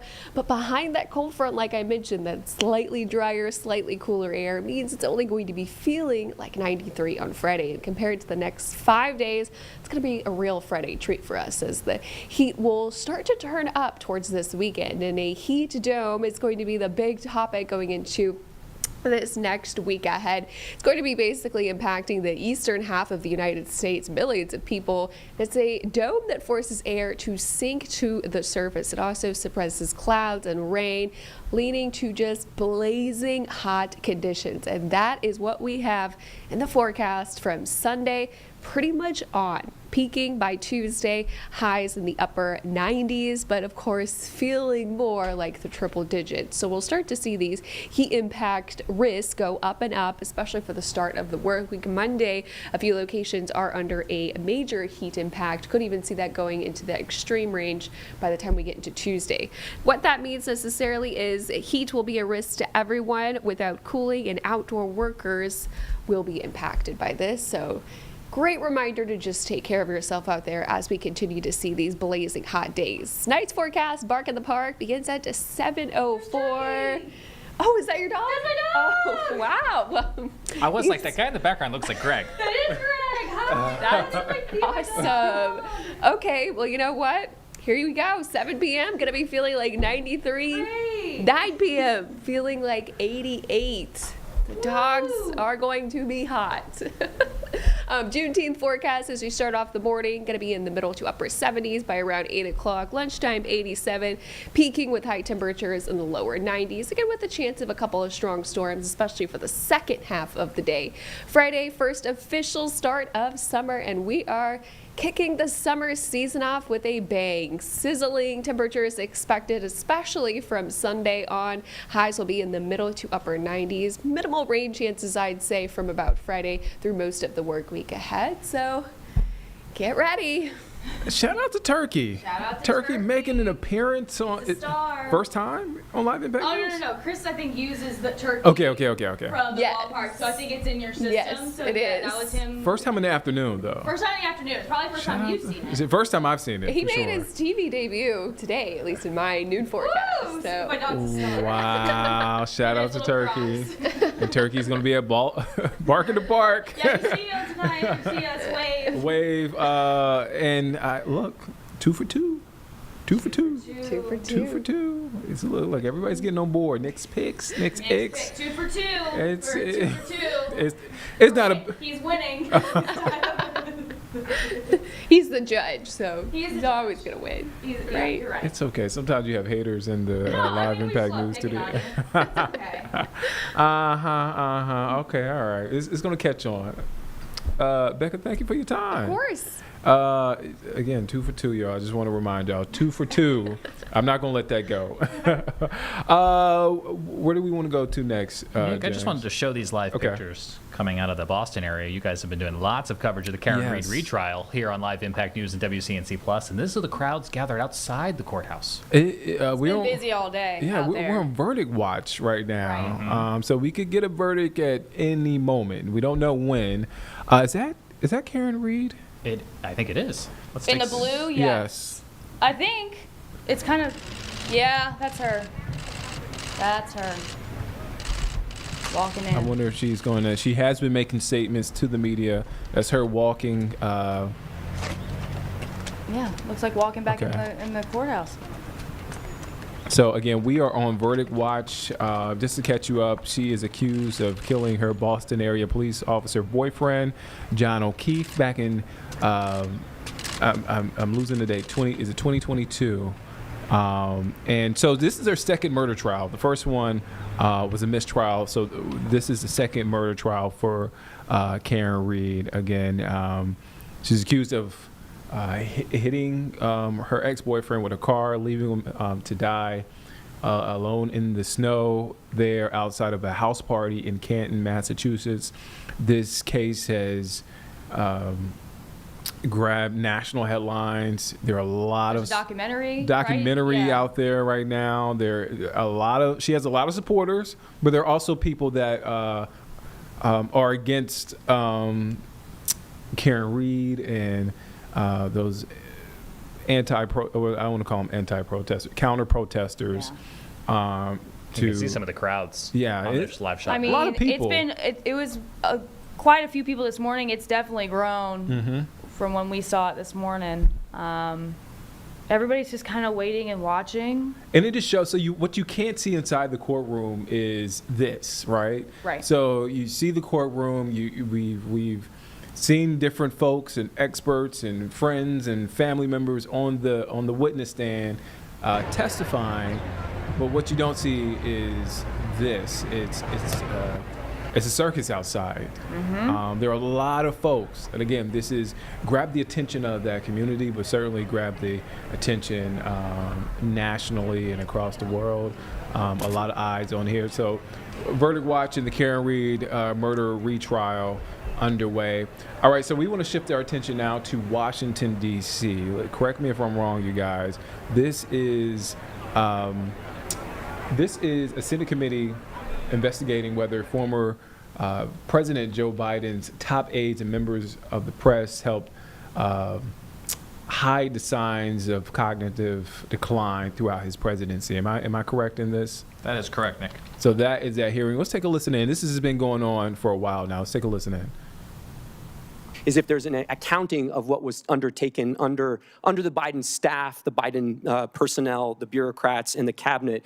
And one thing I'll just say is this very issue was debated by Republicans in 1988 in the Miller Commission report at the University of Virginia. Republicans had the open and honest, transparent discussion about the end of the Reagan presidency and whether or not there were other guardrails that needed to be imposed on the 25th Amendment. Some discussions were about the inclusion of a mental health professional on the White House medical team, whether the Surgeon General should oversee the inclusion of medical reporting as part of Section 4, Clause 4 of the 25th Amendment. All I'll say is all of those things have been set aside. There has been no legitimate discussion in the years since about how to make the 25th Amendment more robust and how it could actually operate in the instance that the president Right, and do we lacked need to capacity. more clearly define what unable means in the 25th Amendment? Oh, I think most certainly, and I think there should be. Look, the other issue, and a number of legal academics, former colleagues of Professor Harrison, have taken this up over the years. I mean, Professor Calabrese wrote about this 20 years ago, that there needs to be a more precise definition, and there are lots of issues related to succession. There clearly does, because I mean, even from all of us from the outside, we're saying there is a problem, and the fact that we could get no one on the inside to actually take a look at what they already knew to exist and then be able to hold them accountable, we have to have other guardrails moving forward, and that is absolute. So we need to be talking today about what those guardrails are. I have a question. I'm running out of time. It's two things. One, senior staff. So I have been a senior staff member. You take an oath when you get to come and work in this body. You want to make sure you're doing what's best for the United States of America, for the state you serve, all of the things.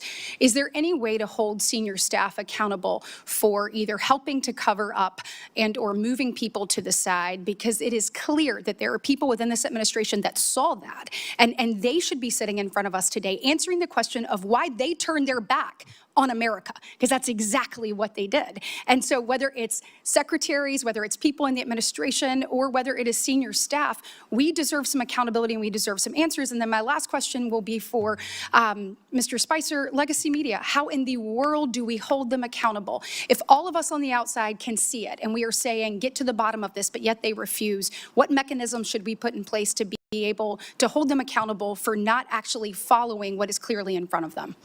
Senator, you're asking the right question. When it comes to accountability, it can't be overstated. When the Biden White House stripped 440 White House hard passes from independent journalists, they were attempting to control the narrative, to make sure that no one who wanted to hold them accountable was silenced. Part of what I think this administration has done so well is bringing in new voices, people from disparate backgrounds of all sorts, to ask the White House press secretary, to ask the senior staff, and to be able to hold them accountable. Part of it is allowing other voices in the media. We've seen what the legacy media did, but that's why I think the growth of independent media is so healthy for our democracy, and we need more of it, not less. Thank you. And then the senior staff question, please. Yeah, look, Senator, I mean, senior staff from the first Trump administration were brought in before committees and investigated for their participation in drafting the president's remarks on January 6th, for drafting a speech. So if there was an effort by senior staff, the Politburo, as they seem to like to have called themselves, if they were purposely distancing cabinet members, evading difficult Q&A with press, all as an attempt to conceal the president's mental acuity, yes, they should be held accountable. Thank you. Thank you. Senator Moody. Thank you, Senator Cornyn, Senator Schmidt. Appreciate you holding this important hearing.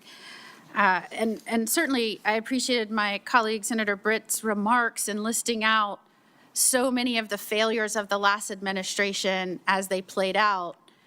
I think Americans, yes, sat horrified as they watched these events unfold, but at the core of those failures were bad policy decisions. And the truth is, you know, people talk a lot about the end of the Biden administration and his debate performance. But those of us that were involved of the repercussion and the consequences of some really bad, irresponsible, reckless, I would say dangerous policies, and were involved from day one of the Biden administration, we started questioning immediately. You're watching Live Impact News on WCNC Plus. I'm Nick Sertivate. Right now, you're watching live at a Senate hearing discussing the physical fitness of former President Joe Biden during his presidency. So we're going to shift away from that, and we want to go to NBC 10 Boston. So we are on verdict watch for the Karen Read trial, very high-profile trial there. The deliberations are continuing in Karen Read's second murder trial today, after there was some apparent confusion for jurors Tuesday over guilty versus not guilty on certain charges. That's according to NBC 10 in Boston. Here's their live coverage. Let's take a listen in to what's going on now and their coverage there.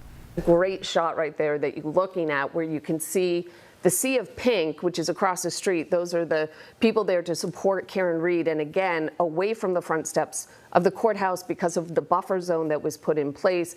Glenn, you've been talking with the juror from the first trial who did say that they could hear the chants as those came out, and those supporting either police officers or John O'Keefe, or however they want to present themselves. At times they could be, you know, yelling back and forth at each other. All of that was sort of in the back of that deliberation room. Yeah. And that's been eliminated this time. And you have to be impressed that the crowd is silent. I mean, this is they have held to that. Alan Jackson, the defense attorney, went up to them and said, you need to quiet down. And I believe, Glenn, am I correct, that that's when the international sign for I love you came into play?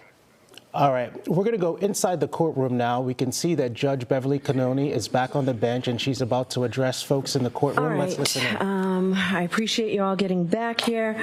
During the luncheon break, I received word from a court officer that the jury had knocked on the door, indicating that they had a verdict. But before I could even summons everybody into court, you know, shortly thereafter, they knocked again and said they didn't have a verdict. So I asked the court officer to tell them to put that verdict slip in an envelope and seal it, and to give it to us. Paul, do you have it? Thank you. I haven't seen this. It's been sealed. I'm now going to seal it in the legal sense. So this is sealed. No one will have access to it. It will be preserved and made part of this record. I'm going to ask it to be marked for identification with the word jury, Chrissy, just to keep it separate and apart from everything else. So it's marked for ID with the word jury.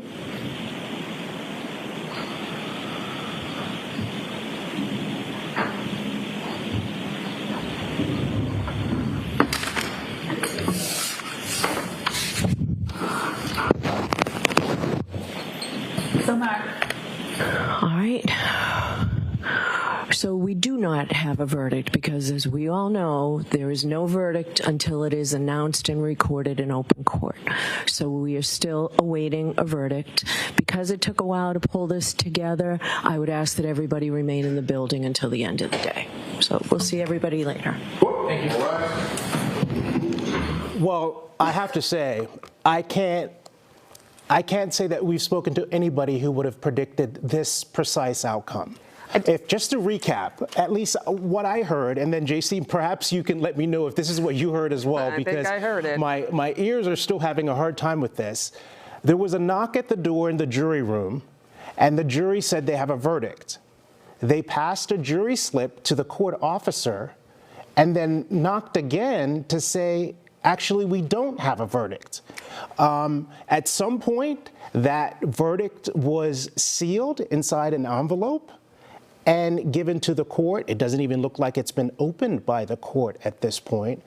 But I'm not even sure if there's precedent for saying you have a verdict and then reneging on that announcement. Yeah, I don't know how that works, but again, you're absolutely right. They alerted the court officer they had a verdict, and before Judge Cannoni, because it was during lunch recess, could even get everybody into the courtroom, she heard that they had knocked again and said, never mind, we do not have a verdict, but she took that slip anyway, she said she hasn't seen it, no one's seen it, it's in a sealed envelope, it is preserved, it is part of the record now, marked as jury to keep it separate, but there has not been a verdict until it's announced and entered into court. This is breathtaking, absolutely breathtaking. Let's go to our Melanie Mendez, who's on the ground outside the Norfolk County Superior Courthouse with all of those people we can see from this shot on Sky Ranger. Melanie, I wonder, first off, if those folks have heard what we heard. They haven't, Glenn. That's a great question. Sorry, we're having some audio issues with my IFB here, but they have not gotten word, and I'm glad you asked that, because see how quiet and calm they are? They have been that way all day long today. In fact, I want to give you a few anecdotes that kind of show exactly what we're dealing with. This is nothing like we saw in the first trial, right? When it was a party out here, people were loud.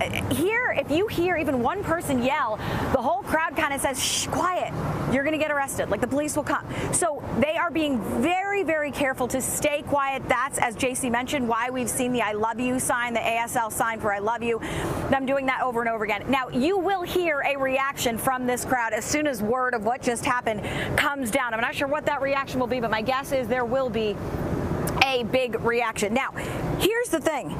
These crowds have been here for days at this point, right? And I've had a chance to go in there and ask people, all right, what do you think? How is this playing out? I have yet to speak to a person out there today who was not convinced that this was the day they would have a verdict. I have yet to speak to a single person. Two guys just crossing the street to get over while we were waiting for this hit, you guys, while you two were still talking, and I just yelled across to them, hey, what do you think? And they said, verdict today, obviously. And so it really just speaks to how confident this crowd is that today will be the day. I spoke to a few people who drove in from out of state because they thought they weren't going to drive in until they thought they were close to a verdict. And when they heard our reporting from yesterday, when they heard what happened yesterday, they were that convinced that they decided, all right, this is it. We're coming in. We're going to get a verdict. Now, that said, it has been very quiet both in and outside the courthouse today. As I mentioned, the crowds have been really quiet. Everyone's kind of listening, heeding the warnings from police. You can see there on the left side of your screen, that's the media waiting for any word. They kind of stand out there. They congregate at the bottom of those steps where we get Karen Reed and her attorney. You're watching Live Impact News on WCNC Plus. I'm Nick Sturtevant. We got some big news, surprising news there from the judge inside the Karen Reed trial, inside the courtroom. She initially said there was a verdict, and then basically jurors said, no, we don't have a verdict. So right now we don't have a verdict, no verdict in this case, in this trial just yet, but we're going to keep our eyes on this. A lot developing there. All right, so let's go now to, this is Federal Reserve Chair Jerome Powell. Speaking about federal interest rates, a hot topic, a lot of eyes on this. Let's take a listen into what he has to say. This unusual swing has complicated GDP measurement. Private domestic final purchases, or PDFP, as we call them, which excludes net exports, inventory investment, and government spending, grew at a solid 2.5% rate. Within PDFP, growth of consumer spending moderated, while investment in equipment and intangibles rebounded from weakness in the fourth quarter. Surveys of households and businesses, however, report a decline in sentiment over recent months and elevated uncertainty about the economic outlook, largely reflecting trade policy concerns. It remains to be seen how these developments might affect future spending and investment. In our summary of economic projections, the median participant projects GDP to rise 1.4% this year and 1.6% next year, somewhat slower than projected in March. In the labor market, conditions have remained solid. Payroll job gains averaged 135,000 per month over the past 3 months. The unemployment rate, at 4.2%, remains low and has stayed in a narrow range for the past year. Wage growth has continued to moderate while still outpacing inflation. Overall, a wide set of indicators suggests that conditions in the labor market are broadly in balance and consistent with maximum employment. The labor market is not a source of significant inflationary pressures. The median projection for the unemployment rate in the SEP is 4.5% at the end of this year and next, a bit higher than projected in March. Inflation has eased significantly from its highs in mid-2022, but remains somewhat elevated relative to our 2% longer run goal. Estimates based on the Consumer Price Index and other data indicate that total PCE prices rose 2.3% over the 12 months ending in May, and that, excluding the volatile food and energy categories, core PCE prices rose 2.6%. Near-term measures of inflation expectations have moved up over recent months, as reflected in both market and survey-based measures. Respondents to surveys of consumers, businesses, and professional forecasters point to tariffs as the driving factor. Beyond the next year or so, however, most measures of longer-term expectations remain consistent with our 2% inflation goal. The median projection in the SEP for total PCE inflation this year is 3%, somewhat higher than projected in March. The median inflation projection falls to 2.4% in 2026 and 2.1% in 2027. Our monetary policy actions are guided by our dual mandate to promote maximum employment and stable prices for the American people. At today's meeting, the committee decided to maintain the target range for the federal funds rate at 4.25% to 4.5% and to continue reducing the size of our balance sheet. We will continue to determine the appropriate stance of monetary policy based on the incoming data, the evolving outlook, and the balance of risks. Changes to trade, immigration, fiscal, and regulatory policies continue to evolve, and their effects on the economy remain uncertain. The effects of tariffs will depend, among other things, on their ultimate level.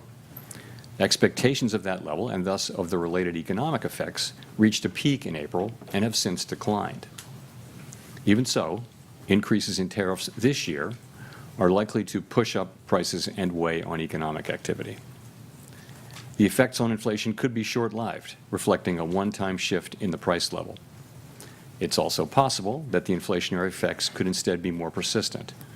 Avoiding that outcome will depend on the size of the tariff effects, on how long it takes for them to pass through fully into prices, and ultimately on keeping longer-term inflation expectations well anchored.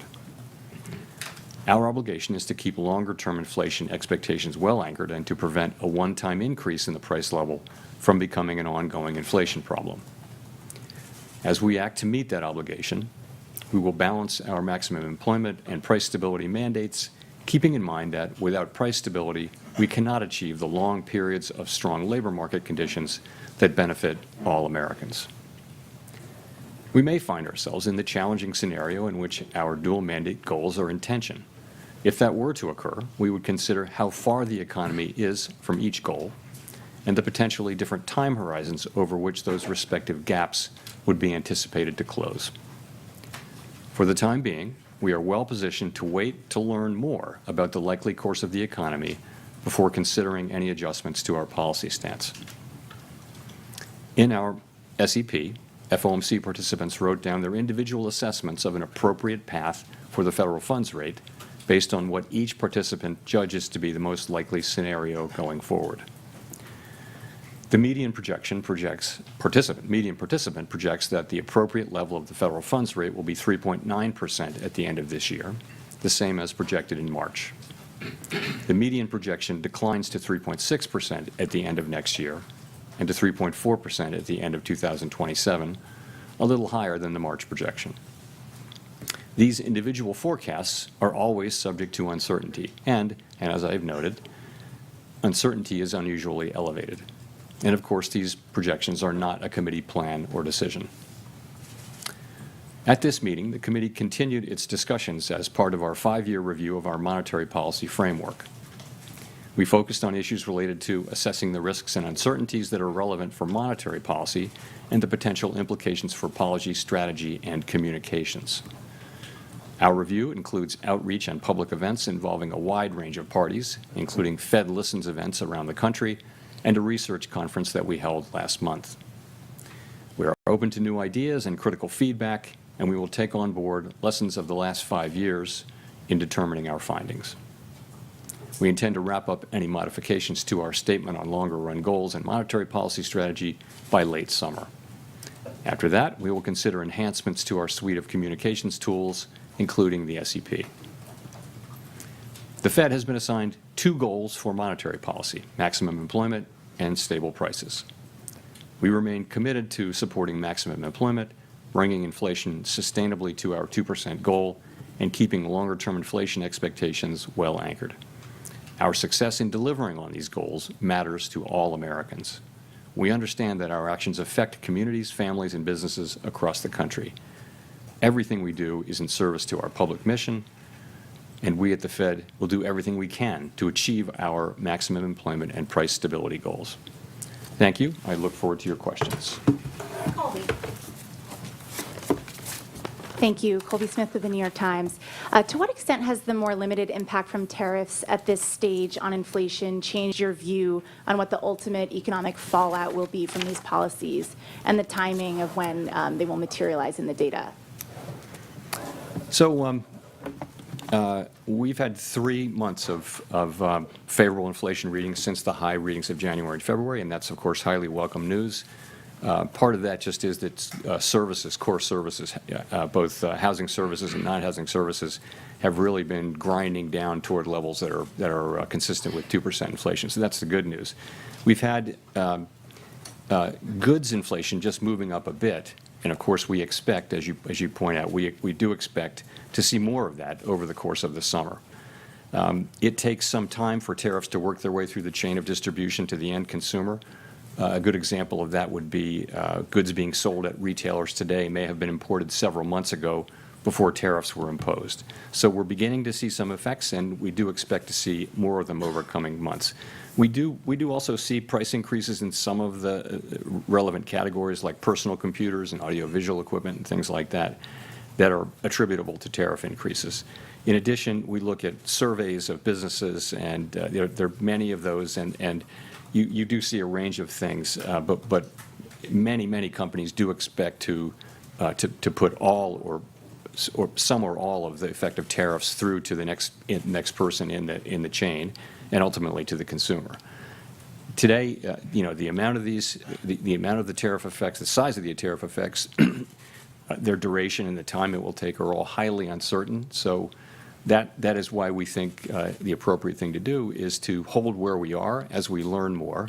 And we think our policy stance is in a good place where we're well positioned to react to incoming developments.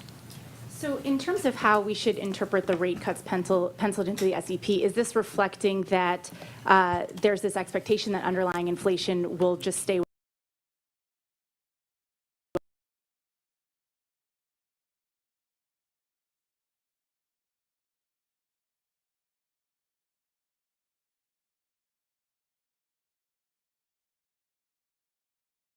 All right, you're watching Live Impact News on WCNC Plus. I'm Nick Sturtevant. Right there is a press conference with Federal Reserve Chair Jerome Powell. It looks like that shot went down there. Talking about the interest rates there, a point of concern. On the top right, there is live coverage from NBC 10 Boston. We are awaiting a verdict in the retrial there. So a lot of eyes there on that as well. Below that, on the bottom right, is a live Senate hearing on former President Joe Biden's presidency and if he was physically fit to remain president and if there were cover-ups regarding his health. So we actually got Jerome Powell back up, Fed Reserve Chair, talking about interest rates. Let's take a listen in. Okay, we want to interrupt because, Michael, stay right there. We now do have word that a verdict has been reached. While we wait for that to come in, once again, have you ever heard of somebody changing their mind like that at the last second?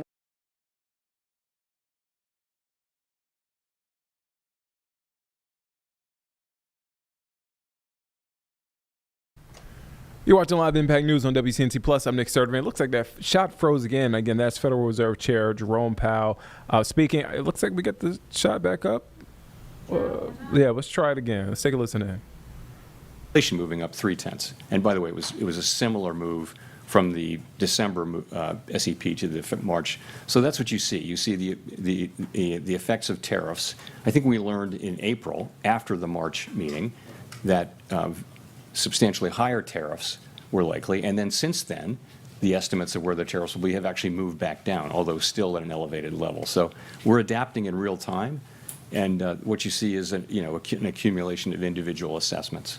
But you say in the statement that risks have diminished on that front, but the July 9th, drop dead date for all the Liberation Day tariffs is still out there and unresolved.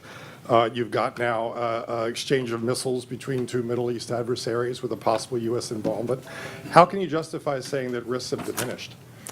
So what we said was that uncertainty uncertainty about the economic outlook has diminished but remains elevated. Many surveys say that. They do. So, and that's actually a line from the Teal Book, which you can see in 5 years. Remember to check that. Maybe the world will be over. No, but if you think about it, tariff uncertainty really peaked in April, and since then has come down. And that's really what that's just acknowledging. It's diminished, but still elevated. That it's uncertainty. So I think that's an accurate statement. Chris Rugaber. Thank you. Chris Rugaber at Associated Press. There is an argument out there in favor of cutting rates more immediately. Inflation has continued to cool and is back at roughly 2% despite the tariffs. And I guess I also wanted to ask about, cracks in the job market with gross hiring slowing, concentrated in just a few industries. We've seen some housing data, including this morning, that has been pretty weak. Do you see any concerns that, the economy is weakening and that is a reason to cut rates going forward? So we do, of course, monitor all those things. I think if you look at the overall picture, what you're seeing is 4.2% unemployment and an economy that's growing at a rate hard to know given the unusual flows in the first quarter, but it appears to be 1.5%, 2%, maybe a little better than that. Sentiment has come up off of its very low levels. It's still depressed. So you can point to things. The housing market is a longer run problem and also a short run problem.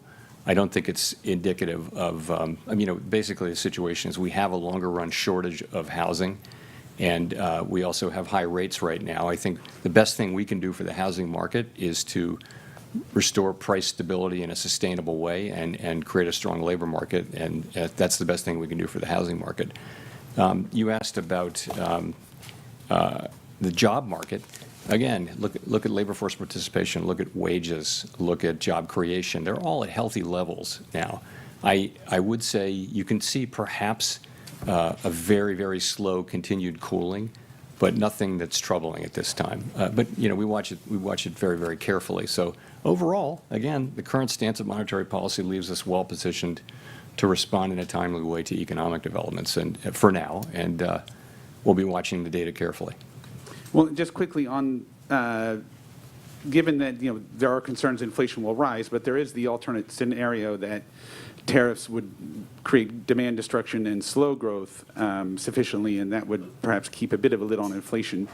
Do you see odds of that scenario? What kind of odds do you see of that scenario coming true, and how many months of cool inflation would you need to see before concluding that maybe that lower inflation scenario is taking place? So this is very much the conversation we had today and yesterday. There are many different scenarios, many combinations of scenarios where inflation does or doesn't prove out to be at the levels we think, and where the labor market does or doesn't soften. And I think what you see people doing is looking ahead at a time of very high uncertainty and writing down what they think the most likely case is. No one holds these rate paths with a great deal of conviction, and everyone would agree that they're all going to be data dependent, and that you can make a case for any of the rate paths, I think, that you see in the SEP. And we do this once a quarter. It's a hard thing to do particularly at this time, but it does reflect. You're watching Live Impact News on WCNC Plus right now. You're watching live. This is Fed Chair Jerome Powell, and he's saying the central bank will quote well positioned to wait before moving rates again. The Federal Reserve kept a steady hand on interest rates, maintaining them at their target range of 4.25% to 4.5%. So that's happening now. We want to go now to it looks like pretty chaotic out there outside of the courthouse in the Boston, Massachusetts area.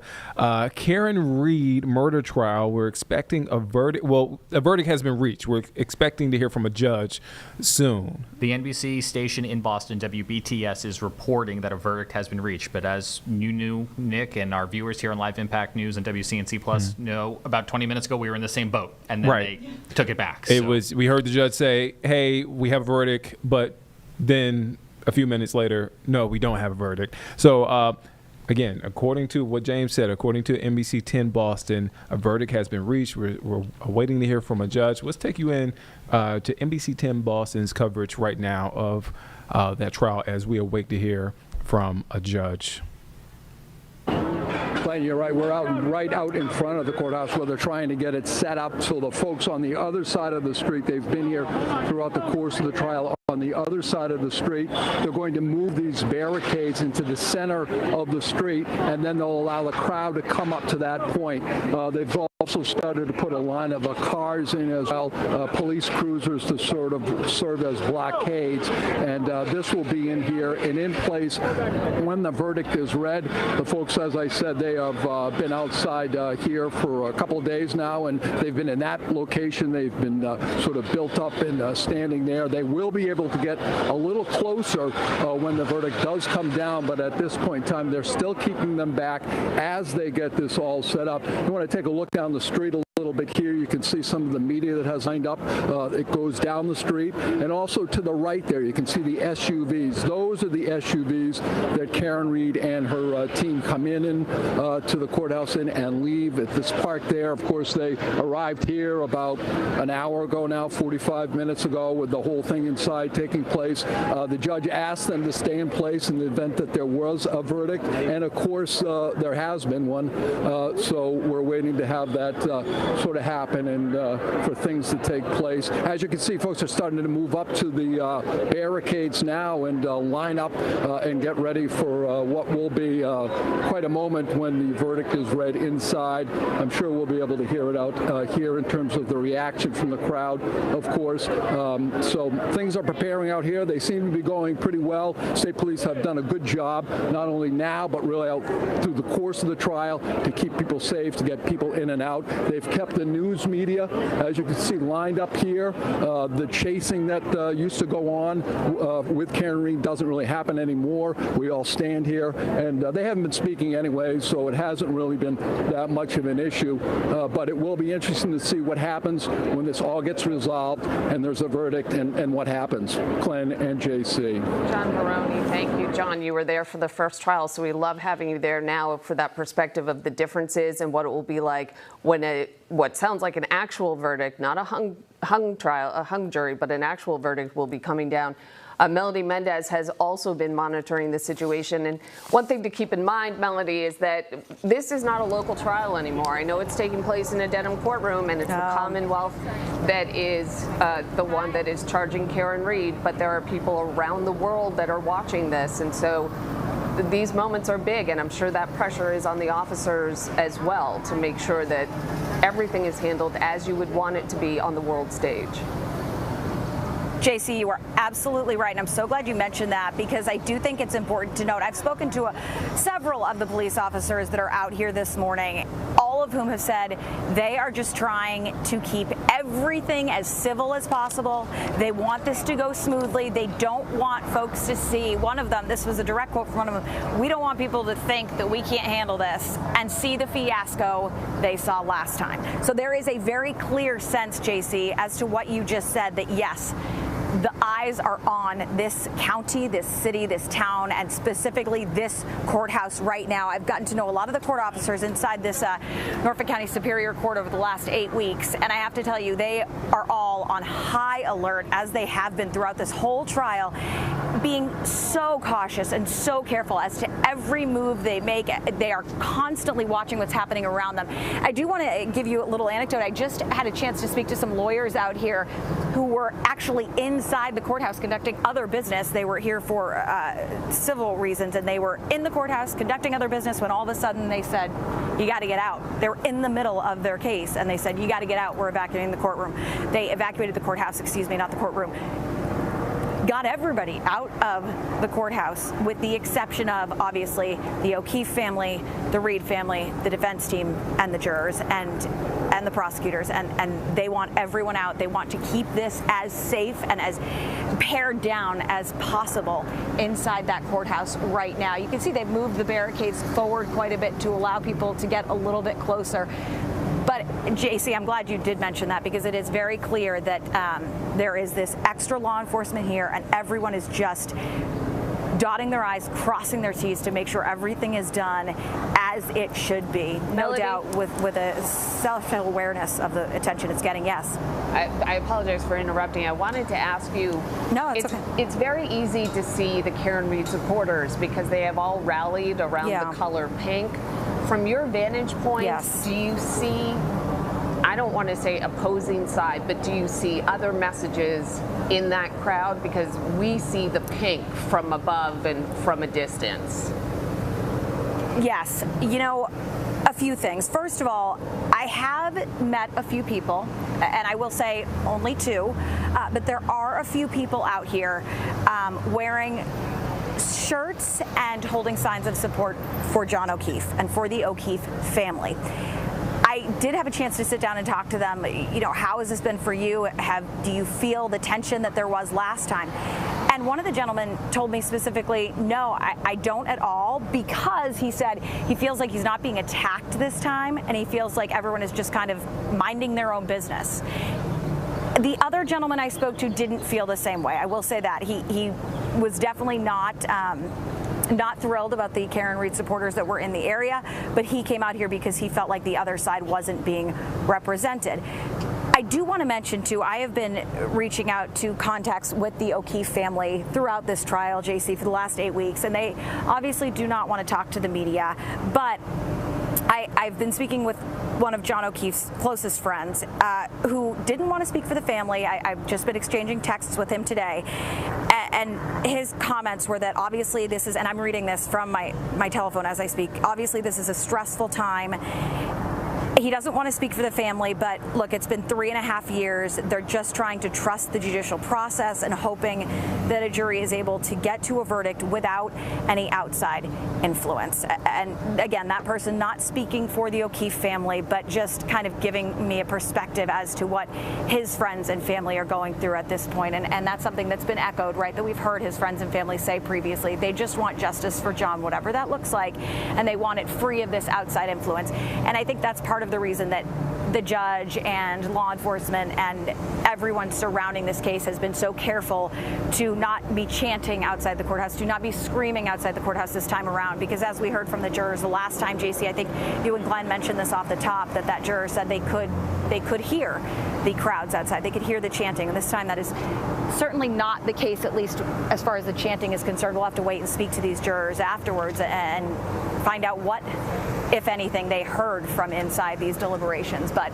it is very clear that this time around, there's not that hoopla, right? That loud screaming that No, we heard Melody, last time. we hear you so clearly. We can hear the cars passing. We just heard the screech of tires.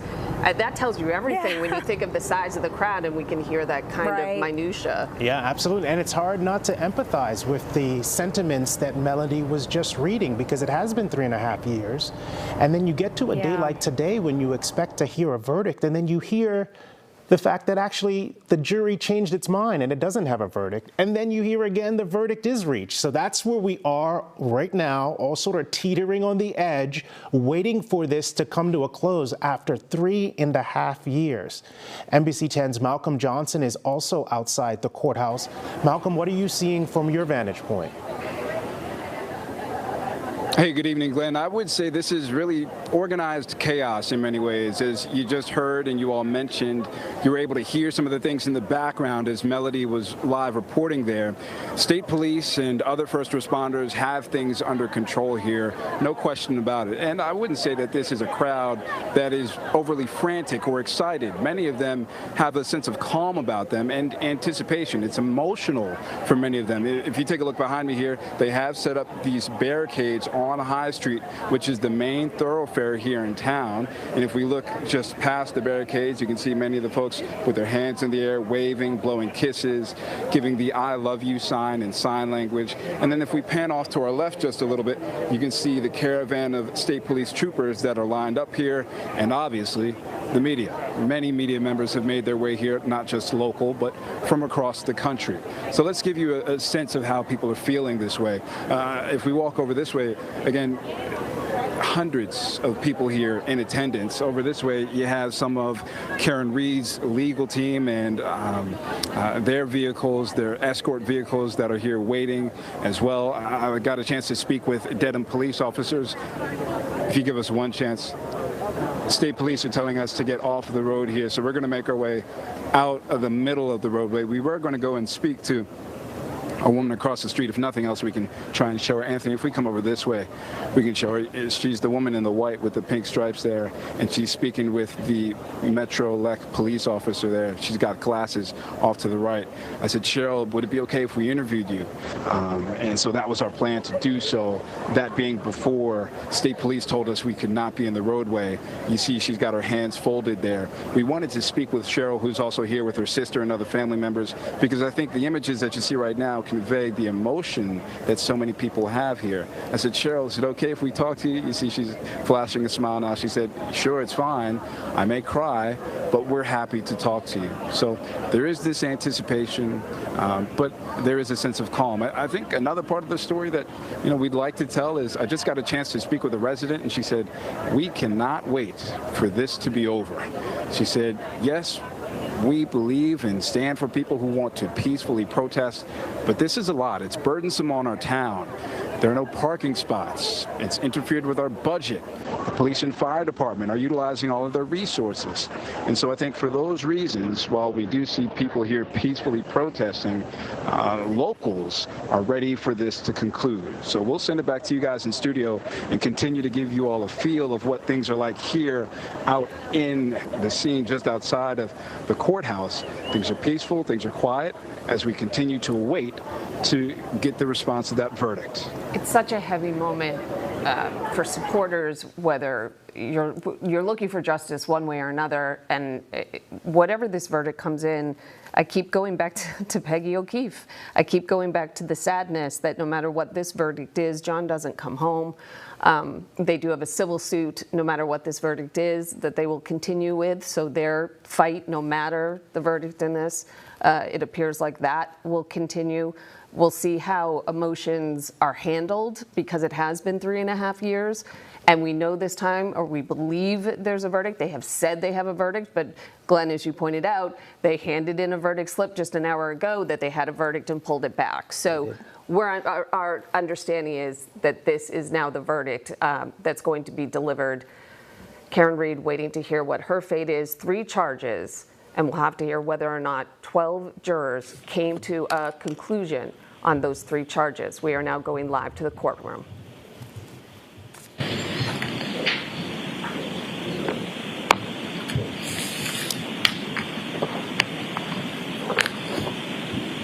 Will the deliberating jurors remain standing? Defendant remain standing? All other parties may be seated.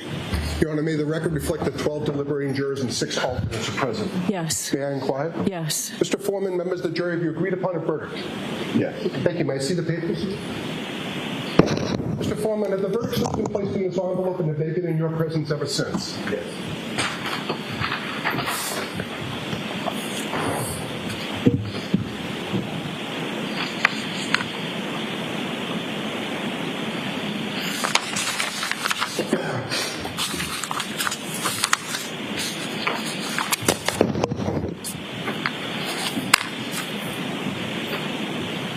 Mr. Foreman, on docket number 2282CR117001, murder in the second degree, what say you? Is the defendant at the bar guilty or not guilty?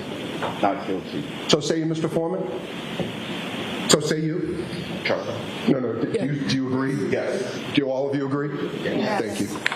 002, what say you? Is the defendant at the bar not guilty or guilty? Not guilty. Is not guilty or guilty of that charge or any lesser included charge? Lesser. Thank you. Specifically, number 5, operating under the influence of liquor by operating a motor vehicle with a blood alcohol level of 0.08 or greater. Correct? Yes. So say you, Mr. Foreman? Guilty. So say you all?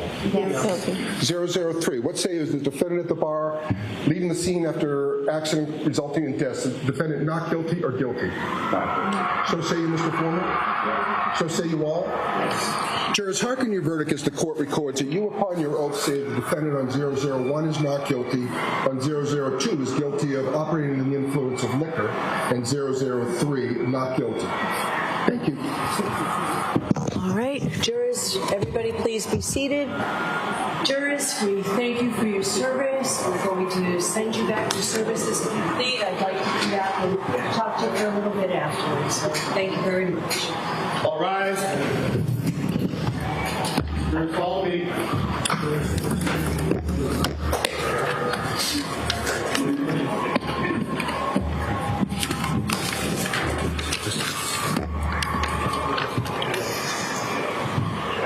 Defendant Karen Reed has been acquitted in the murder of her boyfriend, John O'Keefe.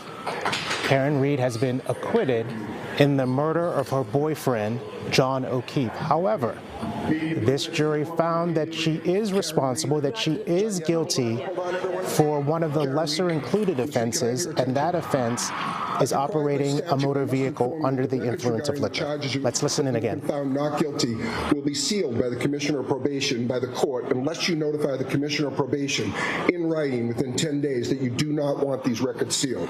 To request that these records not be sealed, you may use the Request Not to Seal form, which is posted on the trial court's website on mass.gov. I cannot accept the form here in court. You must submit it to the Commissioner of Probation at the address provided on the form. Please be aware that if the records regarding the charges which you have been found not guilty are sealed, you will be unable to access the sealed record of the not guilty dispositions or any other records regarding those charges. If you want copies of any documents regarding those charges before the records are sealed, you should request copies from the court within 10 days. Do you understand? Thank you. All right, so we need a date for sentencing. Can we do it next week? We would be prepared to go forward today. Okay. Perhaps we could approach sidebar. Okay. All right, they just said they're looking to set a date for sentencing. Prosecution says they are prepared to move forward today.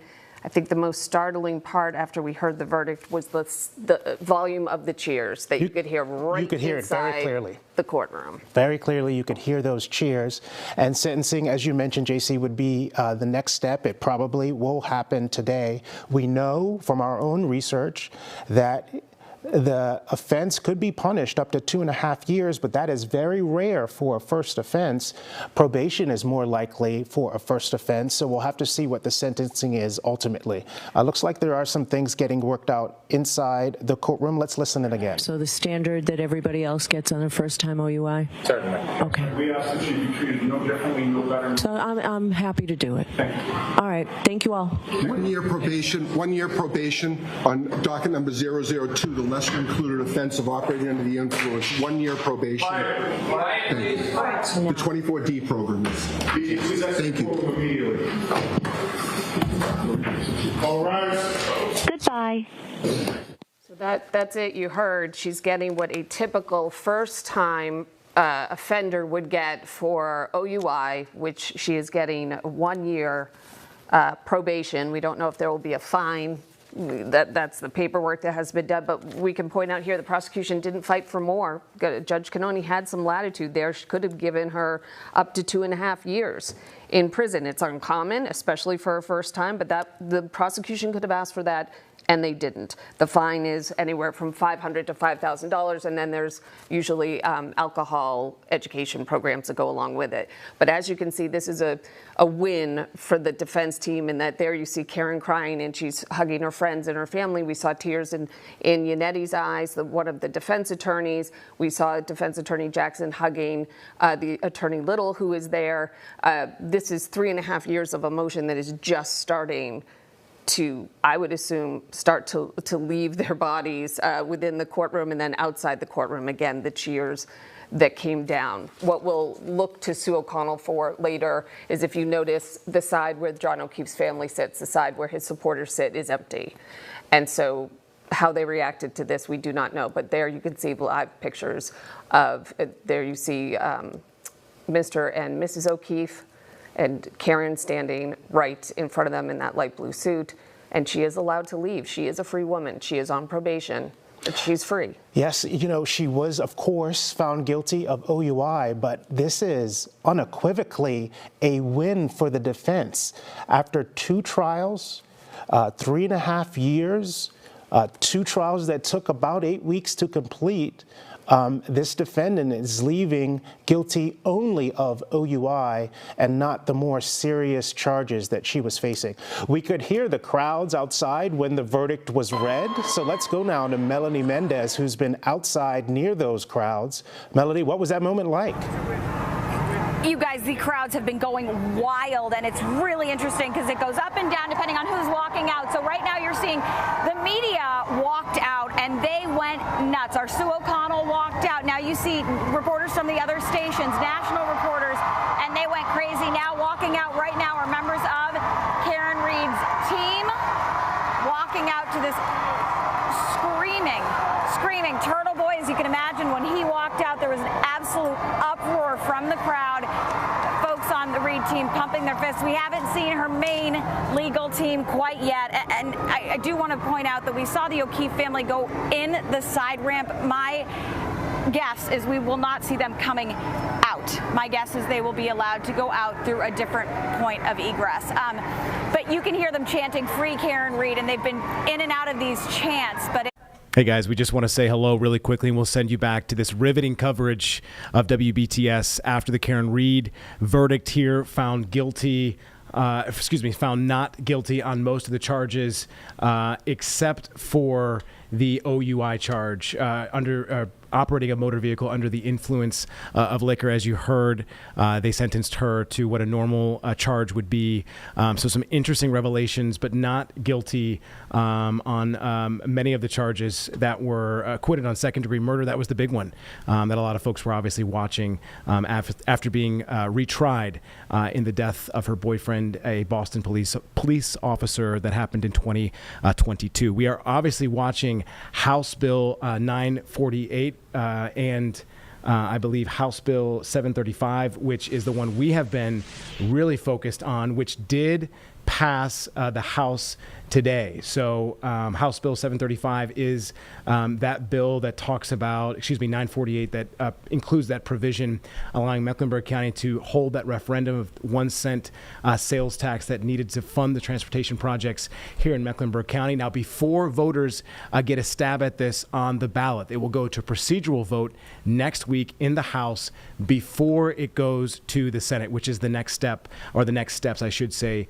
for this bill. So we will still continue to watch this as this the other part of this is House Bill 735 that I was getting confused, which really aims to update some of the funding, modernizing statewide funding projects. So it has a tie into this, but there was no movement on that bill. So again, House Bill 948 is that provision that we care about here in Mecklenburg County with that 1 cent sales tax that overwhelmingly apparently passed the House a little bit earlier, literally came in at the same time the verdict came in at Karen Reed as well. So we know that Tricia Cotham was very confident, obviously, about this bill passing today, and it did so, as she said. And now it will head to the Senate after procedural vote next week, and then potentially voters in Mecklenburg County will have the final say. So we'll continue to go back to the Karen Reed situation as it still unfolds and is developing situation, which is why WCNC Plus is perfect and why we're asking you to keep it on during the day, because nowhere else do they have these breaking updates except on this platform. We'll send you back now. Anything we've seen thus far, because thus far the supporters have been very quiet, holding up the I love you sign in ASL. I would imagine it's going to get very noisy. We're seeing people, not only the choppers overhead, but we're seeing people running in from all directions to see if they can catch Karen Read as she walks out of the courtroom right now. We're just seeing a family running up from High Street. And you can see the court officers basically waiting for that moment where she walks out. Everyone, police on high alert. The local officer who's been out here for the better part of 8 weeks with us nearly every day, he just looked at me and kind of wiped his forehead in a sigh of, all right, it's finally over. Which I think is how a lot of folks are feeling out here right now. Certainly folks who work in this courthouse. I've had a chance to talk to so many of them and get to know so many of them over the last few months. And while they understood the gravity of what was happening, they were also keenly aware of the toll it was taking, right? A lot of work was around this. And I do want to mention that I've been talking back and forth with a friend of the O'Keefe family, saying that, listen, this is not an easy moment for the family, but they are just hoping to find justice for John O'Keefe, and we cannot forget that he is at the center of all of this. A life was lost. So while we do focus on this wild reaction and the spectacle that this case has become, it's important to every once in a while just pause and remember why we are all here, and that is ultimately an innocent life was lost. And so that shouldn't be overlooked. But I do think we're going to see any moment now Karen Read and her legal team. And let's go through some of the players, guys, and feel free to interrupt me at any point if you guys want to jump back in. But her legal team, of course, we have Alan Jackson, who is that hotshot Hollywood attorney, represented Kevin Spacey. He was a prosecutor in LA for years and then became a defense attorney. And David Yannetti reached out, David Yannetti, the local Boston attorney, when he was hired by Karen Read, reached out to Karen Read herself, and David Yannetti reached out to Alan Jackson. Alan Jackson decided to take on their case. You'll see Robert Alessi. He's the gentleman with the dark black hair and the glasses. Alessi is from New York. He took on the case pro bono. You'll also see Elizabeth Little. She is from Alan Jackson's firm out in LA. They call her Liza often. You'll see her, she's dirty blonde hair with bangs. She will come out with them as well. You might see Victoria George. She was the alternate juror from the last trial who decided to help pro bono, joined the Karen Read team as well. She's been in and out. I'm not sure if she was in court today. Couldn't quite get that shot, but you will also see... Melody, I'm just going to interrupt you for a moment, because I think you've given us an opportunity to just tell our audience about the legal maneuvering that happened before we got into this point. JC, you and I have spent a lot of time talking about the defense team's idea to add a lesser included offense of operating a vehicle under the influence of liquor. The first jury did not have this as an option to convict Karen Read on. I think the defense team saw an opportunity here and said, well, let's give a jury struggling with count 2 an off-ramp. And it seems this jury took it. Yeah, but what does that say about what they were really struggling with? Because if I see it as a strategy, I understand that based on what you were saying and what we've heard from our legal experts saying, but it sounds also like we had to give them something. The jurors had to find her guilty of something, so we're going to put OUI on there, which by our legal team that we've spoken to is considered a win for Karen Read and her team. It is the least of all the charges. It is a 1-year probation. It is a small fine. She might have to take alcohol education classes. When you compare that to possibly manslaughter or murder in the second degree, there is no comparison. You're absolutely right. And I think what the defense team saw was an opportunity to avoid getting hung on one of the charges. And this seems to have avoided that. We'll get more legal analysis on that later, but for now, let's go to NBC 10's Malcolm Johnson, who's also on the ground outside the courthouse. Malcolm. Yeah, Glenn, we want to continue to give you a feeling of what it's like here outside of the courthouse. Earlier, I heard Melody compare it to that of a concert. I'd say it does feel that way when you listen to the raucous applause that you get from the crowd members here, and you see the woman there who's holding and swinging the American flag back and forth. If some people have decided to climb on top of the columns of these public buildings here in town, it looks like a team has won a championship. These are scenes that you'll see after, I don't know, maybe your Boston Celtics were to have won the championship just a season ago, climbing up light poles. You know, if you come over this way, again, we think there's some more than 500 people that have made their way here into the crowd. And Anthony, who's our photographer on the day, will come over here. You know, we've been talking to different people about their different emotions and how they're feeling, what it's been like, not just through the first trial, but through the second trial as well. There's a woman here, Cheryl, if you don't mind. Yes. Sorry, don't mean to scare you. You know, we saw you how emotional you were earlier. You know, you were praying. What has this process been like for you? To know that there is some justice. There really is some justice, and to know that Karen's free. She doesn't have to go do this again. We feel bad for the O'Keefe family because no matter what, they lost a son, and why we don't understand. But now they can find out what happened to their son. So justice was served today, and thank God. Why has this been so emotional for you and so many others? Because this could be any one of us. We're all Karen Reed. This could be any one of us. And if you didn't have the kind of funds that she had to get yourself out of this, where would we be? In jail. We would all be in jail right now. So thank God for the jury that they picked this time, that Karen had a hand in it, and that justice was served this time. And it's an OUI, but that's fine. She was drinking. She should pay for that. And if you could introduce us to your sister here, just to talk about what it is that... Ma'am, how you doing? Good, good. How are you? I am overwhelmed. Karen is free, like we knew she was going to be. Again, I do feel bad for the O'Keefes because they lost a daughter, they lost a son, but she didn't do it. She didn't do it, so you know what? God bless Karen Reed. She's free. McAlbert's, try again. Try again. What does justice look like for the O'Keefe family through your eyes? Justice, because their son got murdered, and they don't know who did it. Karen's free. She didn't do it. You have all these guilty, corrupt police officers that happen to be in the building and everything. You know what I mean? So they're not going to get justice. They probably do believe Karen did it, but she didn't do it. Look at, she got proved innocent. She didn't do it, and I feel bad. But you know what? She's free. Karen Reed's free. She didn't do it. Sorry. Are there things that you would like to hear from her today in the press conference that's forthcoming? I just want to see Karen smile. I want to see her parents smile. I just want to just live her life, be able to walk the streets and just live. You know what I mean? She didn't even get to mourn John's death. You know what I mean? Maybe now she'll be able to. And you know what I said, and I meant it, and every day, John O'Keefe said Karen Reed free himself. Amen. Free Karen Reed. Thank you for your time. Yeah. So if we swivel over this way, we'll continue to show you what things look like here. Again, this is some of the different vehicles that have come by that are likely for Karen Reed's legal team. We have seen them enter and exit in and out of these trucks and make their way into the courthouse over the last several days and weeks, for that matter.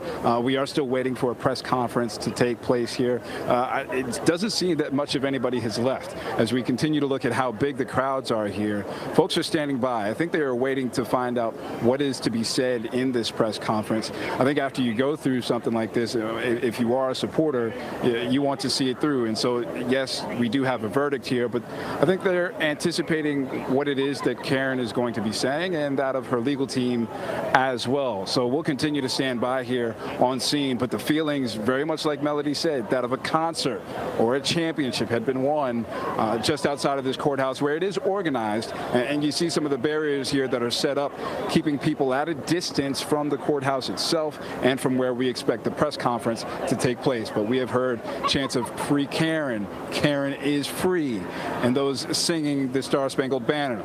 Again, this is the scene here outside of the courthouse. We'll continue to keep an eye on things as we wait, again, for that press conference to take place. Malcolm, thank you. We appreciate that. We're going to have to assume that until we see otherwise, that those of the family and friends and loved ones of John O'Keefe are not going to go out that front door to go in front of that crowd. I know I myself would not want to walk down those stairs in front of that crowd when you have to leave knowing at this point it appears that no one will be held responsible for their son, their family member, their friend's death. So that is a monumental moment that they have to process. As for Karen Reed and the defense team, I'm sure they're gathering themselves.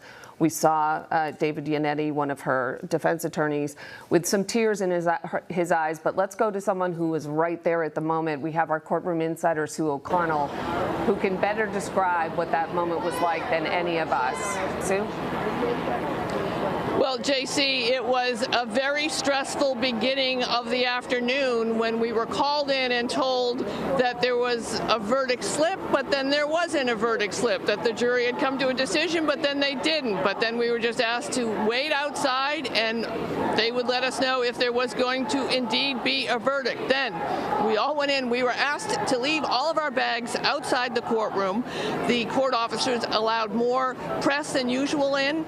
The room was packed with about 10 court officers, and then the nervous anxiety and energy of the Karen Reed team and friends and family waiting. The O'Keefes had not entered the courtroom yet. There was a lot of nervous energy, a lot of hugging. Karen hugged Attorney Alessi, hugged Attorney Jackson, and then when David Yannetti walked into the courtroom before the judges here and before the jury came back, he told a joke to them and they laughed, and then Attorney Little hugged him. So all of that pent-up energy waiting to see what the verdict would be. And then, of course, it's always so weirdly anticlimactic and a little clumsy because it's not a television show, it's real life.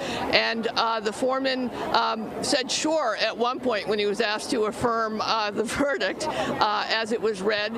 And it got so loud outside here, outside the courthouse on the street, which we're all seeing here, that as the verdicts were being read, we really couldn't hear them inside the courtroom. But we did know all of them came back not guilty except for the charge on the OUI. And then business as usual as what happens. The jurors leaves. The judge, Beverly Cannoni, asks if they'd like to set a date for the sentencing hearing.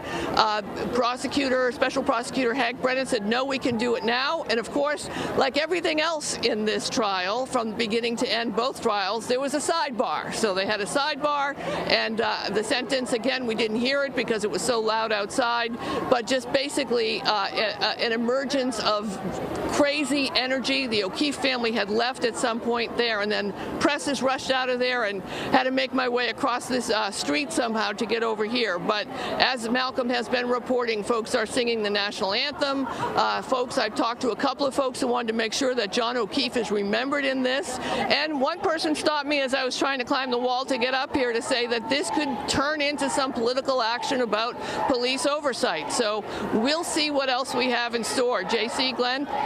Sue, could you actually see the O'Keefe family at the vantage point you had? I know you mentioned they kind of left the courthouse quickly, and I would expect that, but could you see their reaction when the verdict was read? No, I couldn't, Glenn. I was behind them. I did see them as they were walking out of the courtroom. But I will say that since the first question, the questions came from the jury yesterday, they definitely have felt a very heavy energy on them. It's almost that many experts have been saying, and the ones that we've certainly talked about with them on Canton Confidential, that this OUI charge may actually be what the jury was looking for. And the questions they were asking seemed to be leading them in that direction. So the O'Keefe's definitely a very obviously difficult day for them today, and you could see it coming. Well, reflected so much like the first trial with those questions, Sue. We've been talking about that. You can understand why anyone who was there to support John O'Keefe's memory would start to feel their heart sink when those questions came in, knowing that it sounded similar, that two would be not guilty and maybe this would once again be a hung jury and they'd possibly have to do this again, or it would just hang out there, that we don't know. When it was said that it was, because it was a little muddled, Sue, when they were trying, much like the verdict slip, where there was so much confusion on that second charge, even when announcing the verdict in court, it was a little messy in terms of they said not guilty, and then the court officer had to ask specifically, well, wait a minute, what about the lesser included? Was there anything that you sensed in that moment when they finally nailed it down to OUI? Was there a button on that moment that you could say, there it is, we're done?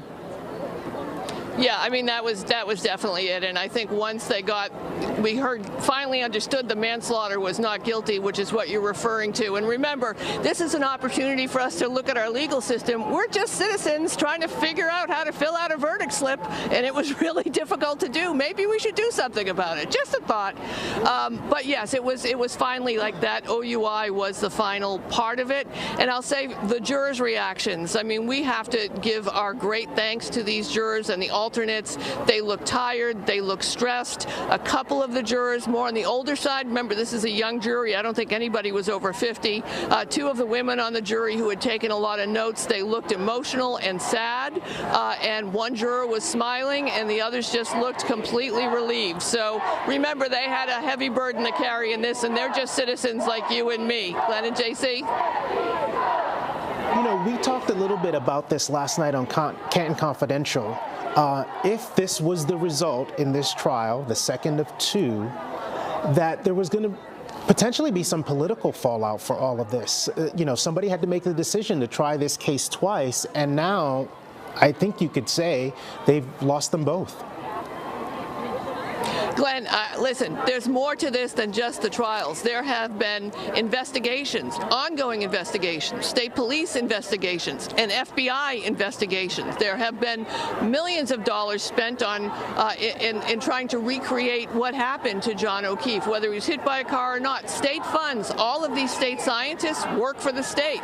All of this money that was spent on this case, as it should be, as we would all want the money not to be a barrier to solve the murder or death of our loved one, but at the same time, 2 years later, we're here with a serious charge in OUI, but nowhere near a trial of this size that would be needed to come to that verdict. So, you know, my takeaway from this is, I've been saying this since the first trial, every police department in this country should be audited on a regular basis, I think, to make sure that they can adequately respond to anything that happens in our neighborhoods or cities or towns. JC and Glenn? So I wanted to ask you, we do expect the defense team, specifically Alan Jackson, David Yannetti, to come out and speak to this crowd, and possibly Karen herself. Did you see by chance where Special Prosecutor Hank Brennan may have gone? Would we expect to hear from him today, or will there be a statement later? What would you anticipate? I think, JC, I think he left already. I may be wrong, but I think he was behind me as I was trying to get across the street. But I imagine what we'll see, like we did last time and often at trials, is there'll be a press release sent out by District Attorney Morrissey's office that will give us more information about what they feel. But for all intents and purposes, in reality, any way you want to slice it, this case is done. The sentencing is done, and that's it. I mean, it's just a very abrupt end to such a complicated, and it was complicated till the very end, the very last day. Verdict, no verdict, and then a flub reading the verdict at the end, but it's done right now. Yeah, I think that's a good way to describe it, Sue. It was an abrupt end in the end, after we've waited so long to get to this moment. But the judicial system has resolved its second murder trial against Karen Reed, and it acquitted her of all the murder charges, but she was convicted on a lesser included charge of operating under the influence of liquor. All these people you see out on the street in Dedham are waiting for the defense team to emerge from the Norfolk County Superior Courthouse and address the media, address the crowd. This part is similar to what we saw last year at the end of the mistrial ruling, where they came out and they said they have no quit, that they will continue to fight. And shortly after that, we learned that the Norfolk County District Attorney was going to decide to try this case a second time. He does not have the option to try this a third time because, of course, the defendant has been acquitted. And let's go to our Mary Marcos, who is also outside the courthouse as we await again the defense team. Karen Reed has not been shy when it comes to the cameras, Mary. I would expect that we would be hearing from her later today as well.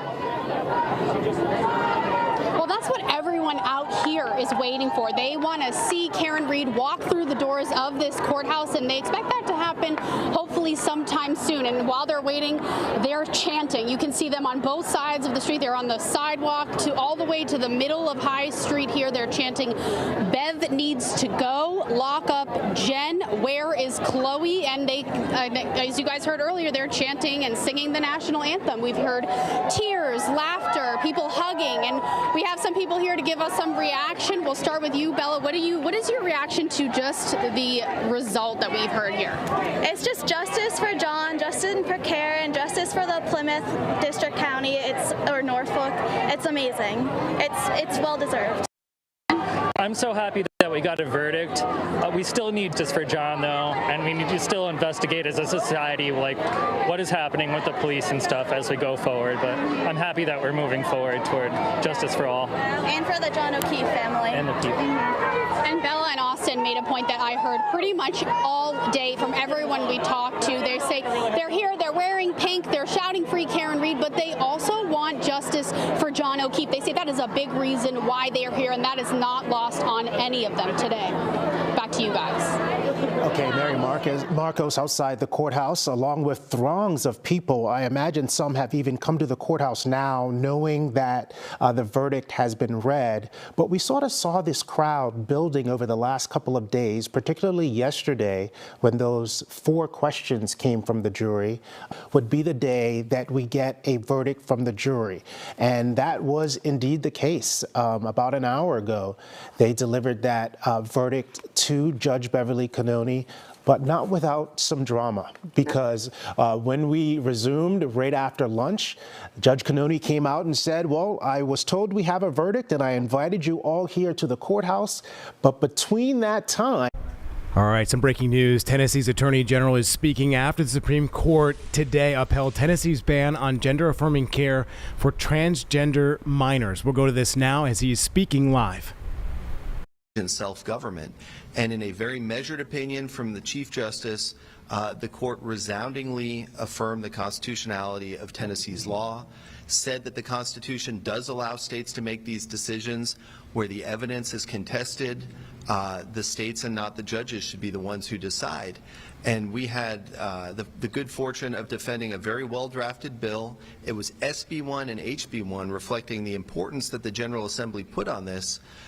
Sponsored in the Senate by Majority Leader Jack Johnson, sponsored in the House by Majority Leader William Lamberth, passed by a bipartisan supermajority, and mirroring the outcomes in other jurisdictions that have looked hard at the medical evidence.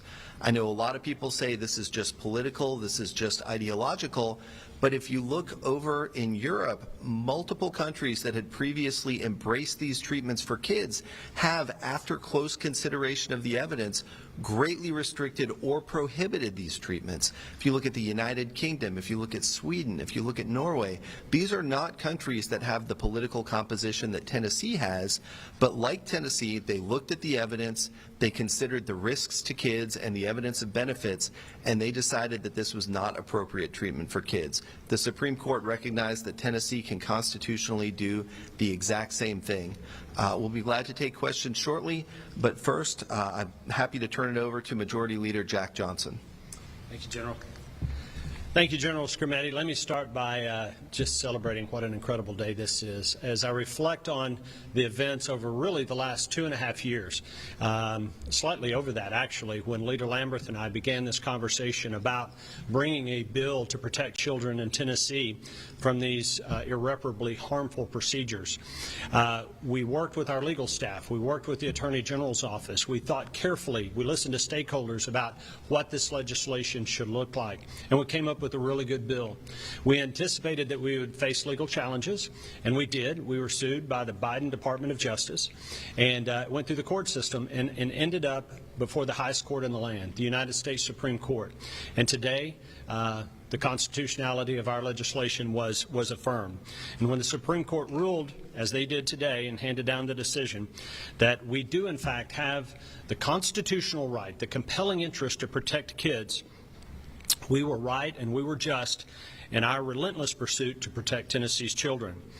To allow children who cannot vote, they can't get a tattoo, they can't enlist in the military, to allow them to permanently alter their bodies in the name of affirming them, that's not compassion, it's exploitation. I want to thank our incredible Attorney General, his amazing team who fought tirelessly to defend this legislation in the courts. I want to thank my dear friend, the House Majority Leader, William Lamberth, who you'll hear from momentarily. He co-sponsored this and led in a heroic way, and he fought for passage of this very, very important legislation. Our colleagues in the House and the Senate, our Governor Bill Lee, who was a champion for this legislation from the get-go and very quickly signed it into law once it was passed by the General Assembly. I want to thank him for his commitment to our state's children. I want to thank Matt Walsh and the Daily Wire, who did a very important service to our state when they drew attention to this issue and they highlighted the fact that, yes, in fact, it was happening right here in Tennessee. And that helped us get the ball rolling with this very, very important legislation. Karen Reed is speaking. We're going to go right now and live and listen.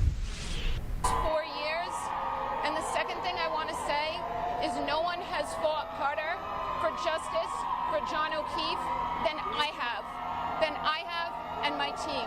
Thank you. So you want to see it reopened? Karen, you want to see the case reopened? Should the case be reopened? No, the case cannot be reopened. Alan, this case is over. No, I mean, the case is larger for someone else. What did you say? Just what did you say about justice? I'm going to leave it. I'm going to leave it to Karen and her dad. Her dad has a comment. Let her dad make the comment.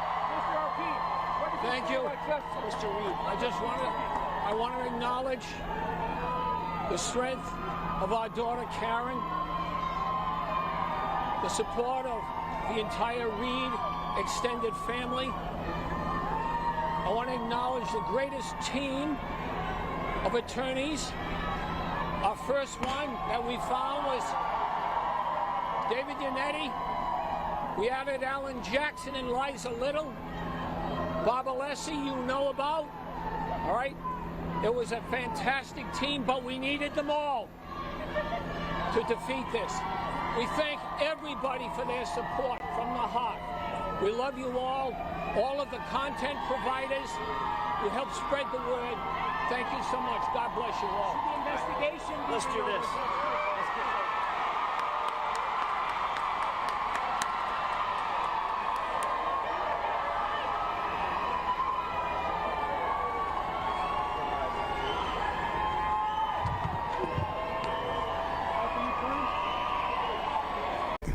You saw it here first and heard it here first on WCNC Plus. Karen Reed speaking after the not guilty verdict reached, and her father obviously thanking not only the crowd but many supporters that have been along for this second try of this situation. So some very interesting comments. I have not heard much from her father before today, but as you can tell, an emotionally charged situation for all of Boston. I don't think I've heard a cheer like that in quite some time after we got that verdict. It was just hard to even hear what was happening inside the courtroom because of how loud it was outside and some of the microphones that picked up some of that sound. So obviously, again, the city of Boston watching and very emotional over this verdict. Again, not guilty, acquitted of second-degree murder just today, and acquitted on 2 lesser charges as well, motor vehicle manslaughter while driving under the influence and leaving the scene of a collision that caused the death of John O'Keefe. However, she was convicted of operating under the influence of liquor and was sentenced to 1 year of probation immediately following once the verdict was read. So we're going to go back to the coverage, I do believe, that is ongoing by NBC 10 while we continue to follow the Supreme Court stunning decision today on Tennessee's ban on gender-affirming care for transgender minors. It was the 6-3 decision in this case, and the Attorney General has been speaking on this. So again, we'll take this and live from Boston, but we'll continue to watch all of the live breaking news happening on many fronts here on WCNC Plus. Listening to her dad. All of these charges, and we need to get our life back together, and we will. And I thank everybody in New England, everybody for their support and getting behind us, as you can see here today. Can you describe your emotion when your verdict was announced? What went through your mind? Tremendous thanks to Almighty God, Jesus Christ, and a relief, and thank you for our great Green Team. What do you think the difference was between this trial and the last one, Mr. Reed? Another year of information circulating in the public, and people are aware of what's happened. I I gotta go. What's the message? What's the takeaway? William, I was curious after he addressed the larger crowd there outside the courthouse. Another thing that Karen Reed said while she was speaking is that no one has fought harder for justice for John O'Keefe than we have. And that is an interesting statement as well, because of course on the other side of this argument, and it's difficult to even position it that way, but for those people who feel as if there has not been justice for John O'Keefe, they do point some of the blame for that in the direction of Karen Reed and her defense team. Remember, the next step, if they continue to go through it, will be the civil trial. So there is more ahead, but you can understand the relief that is happening throughout the Reed family and friends. We have Melody Mendez out there. Melody, one thing I think was striking as well is the lawyers didn't speak, and we know they're not shy, and they have had a gag order. They could have, I believe they could have spoken, and Sure. Karen didn't say much either. She seemed quite appreciative, but there was no grandstanding out there. There was a thank you financially and emotionally, and then off they went. I assume we can see now, Melody, the crowds are starting to disperse as well. All right, say that, JC, can you repeat what you just said for me again? I'm sorry, I've got a motorcycle with blasting music behind me and some happy crowds out here. What did you just say, my friend? You give us the lay of the land. How are things? You just explained it. There's a lot of noise behind you, but is it... We are going to go back to the state of Tennessee after the Supreme Court's decision on gender-affirming care for transgender minors, as they are speaking right now. If they want to do these surgeries or whatever else they want to, they're an adult. They can do whatever they want to do. But while they're a child and they're still developing and changing and growing, everybody in this room is a recovering teenager. Those are rough years, okay? Love your child through that, and I guarantee you they will turn out better than if you go down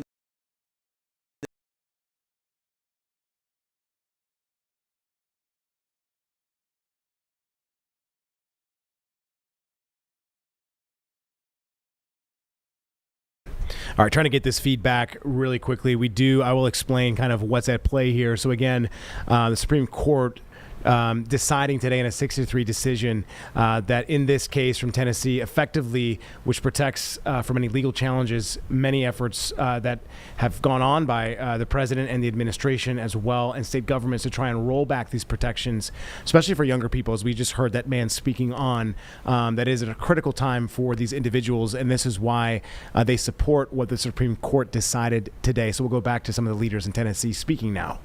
And sadly, we have laws on the books that have to be exercised sometimes. We have to take children out of abusive homes. We have to protect children in a myriad of different ways. There are other places in our statute where we have prohibited medical practices to protect Tennesseans, and in this particular case, to protect children. We felt like this particular issue rose to that level, where the state has a compelling interest to intervene and to protect the child from a life of irreparable harm to their body. So what's going to stop parents who want this procedure to be done from simply taking the child out of state? Are you all going to have vision bounty hunters or anything like that? So I know we've already put some laws on the books about another individual, an adult, bringing a child to another state for an illegal abortion, for illegal medical procedures. We have some protections on the books, and definitely will look at any statute that's needed down the road. But here in the state of Tennessee, it is absolutely prohibited. That's the win today. This is a win for states' rights, and it's a win to protect children. And so we can look at all those other options down the road, but for today's purposes, within the borders of our state, this simply will not be allowed.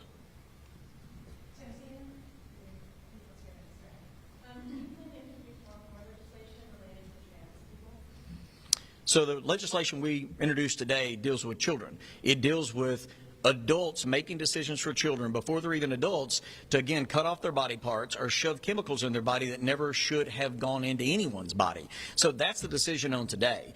That's all it deals with. Speaking with some of your colleagues that are against this legislation, they had spoken that you're focusing on attacking the wrong 1%. They said that you should be attacking things like a grocery tax or roads. I just wanted to get your response to something. Well, I know Jack will have a lot of responses to that, but I mean, I co-sponsored the reduction of the grocery tax. I voted for the last 1.25% cut on grocery tax. We put $3.7 billion into roads this year. Trust me, we can multitask. But defending kids is always going to be at the top of the list, and protecting our children. Yeah, I certainly take issue with the word attack. I would substitute with protect. That's what this legislation does, is it protects kids. We're not attacking anyone. Leader Lamberth and General Scrimeti did a good job, and I want to echo their sentiments.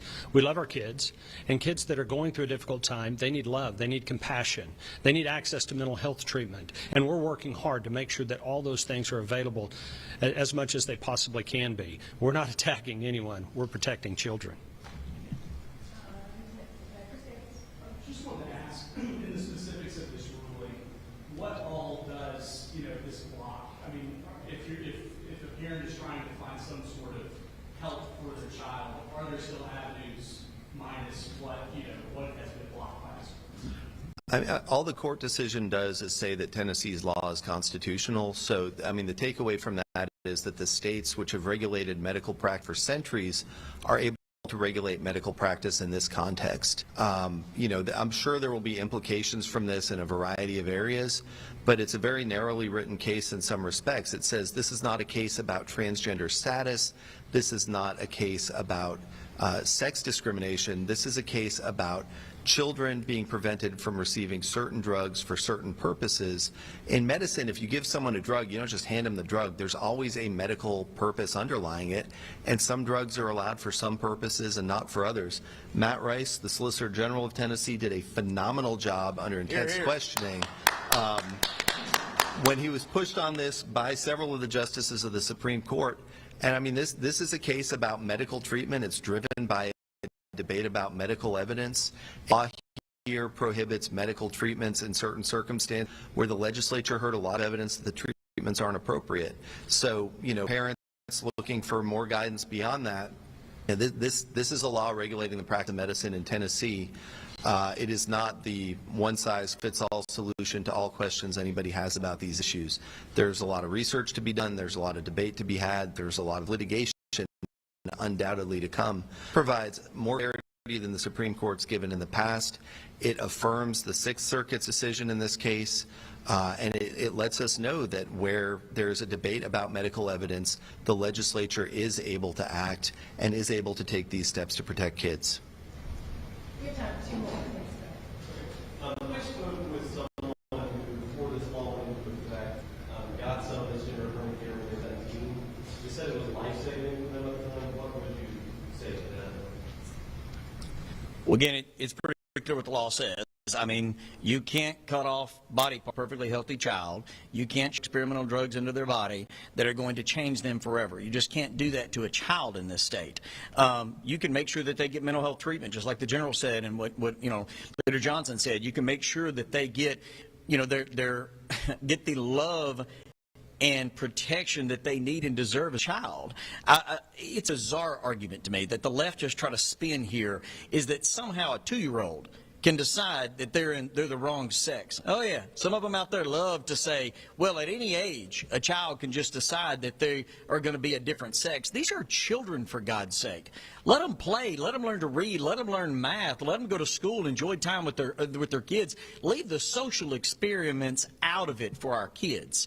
Again, for adults, do whatever you want to do. But these horrendous practices that we banned in Tennessee, cutting off body parts of children and shoving drugs into their body that change them forever, it's not gender-affirming care. It destroys their bodies, and the facts show it doesn't save their life. That lie's been told long enough, and it's time for all of us to stop telling it, because it is a lie that cutting off body parts of a child is going to reduce suicidal tendencies, is going to improve their mental health makeup or anything else. All it does is make them a lifelong patient, and it's wrong. So we're not going to do it here anymore. Can we peel back the veil a little bit? In the national narrative, this is very bipartisan, warfare. But you guys have dealt with constituents personally, you've talked to people through all the litigation. Is it different when we're talking at a personal level compared to more bipartisan people who will work in support? How does this look behind the veil? Can we also talk about the implications on states' rights?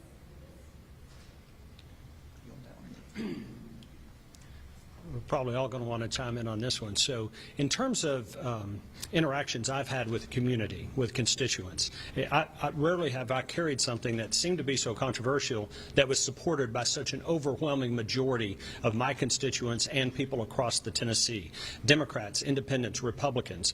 I've seen polling, scientific polling, and certainly I've got anecdotal evidence of town hall meetings and talking to constituents about the overwhelming support for this particular legislation.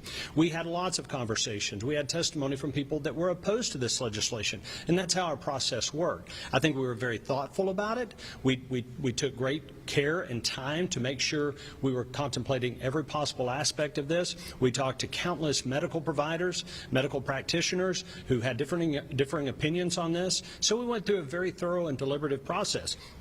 And then you talked about the states' rights implications. That cannot be overstated, the importance of the 10th Amendment state sovereignty aspect of this decision that came down today.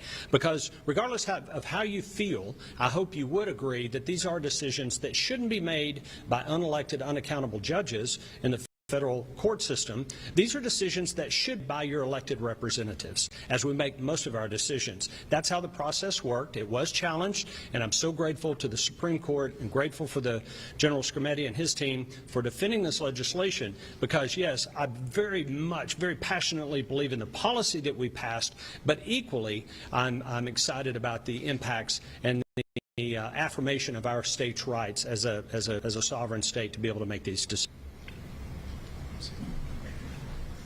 Yeah, I mean, I would add, in some ways, this was almost class warfare, right? You have the expert class coming in, you had the ACLU, you had the Biden administration, and the bureaucrats within the Biden administration who have been pushing these ideas for a long time, and are working with or are the people who are doctoring the research here, coming in and trying to impose their policy preferences through the Constitution in a way that the people that ratified the Constitution never would have imagined.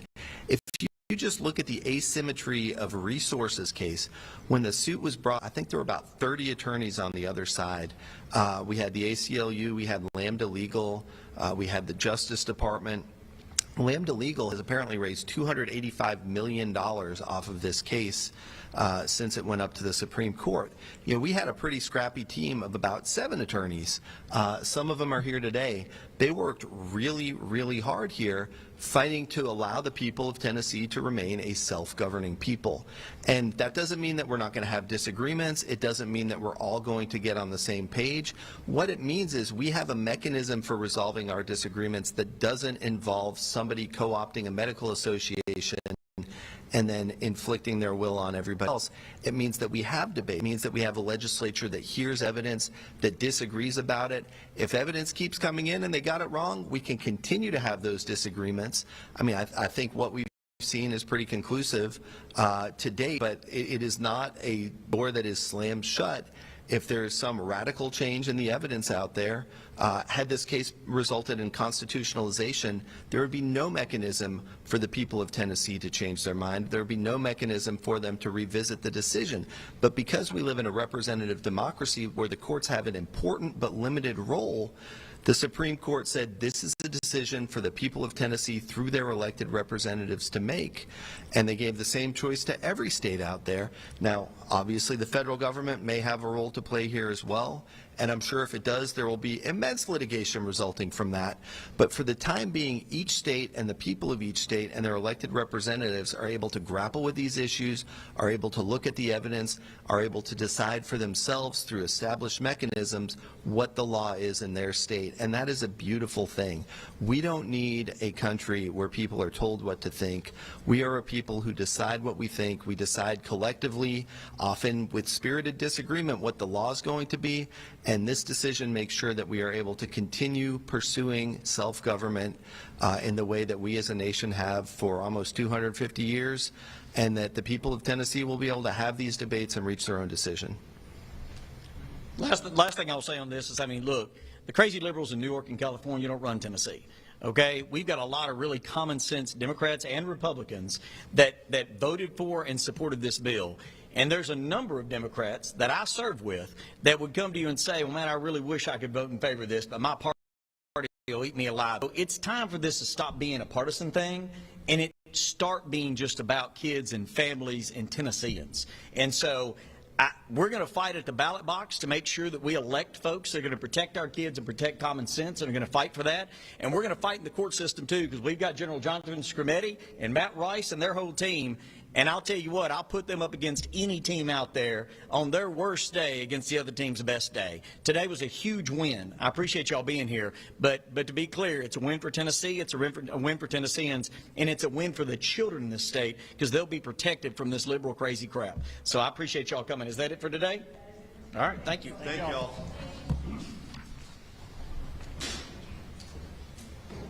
All right, things are wrapping up. We did get a response to today's United States Supreme Court ruling in this United States versus the Scrimeti case.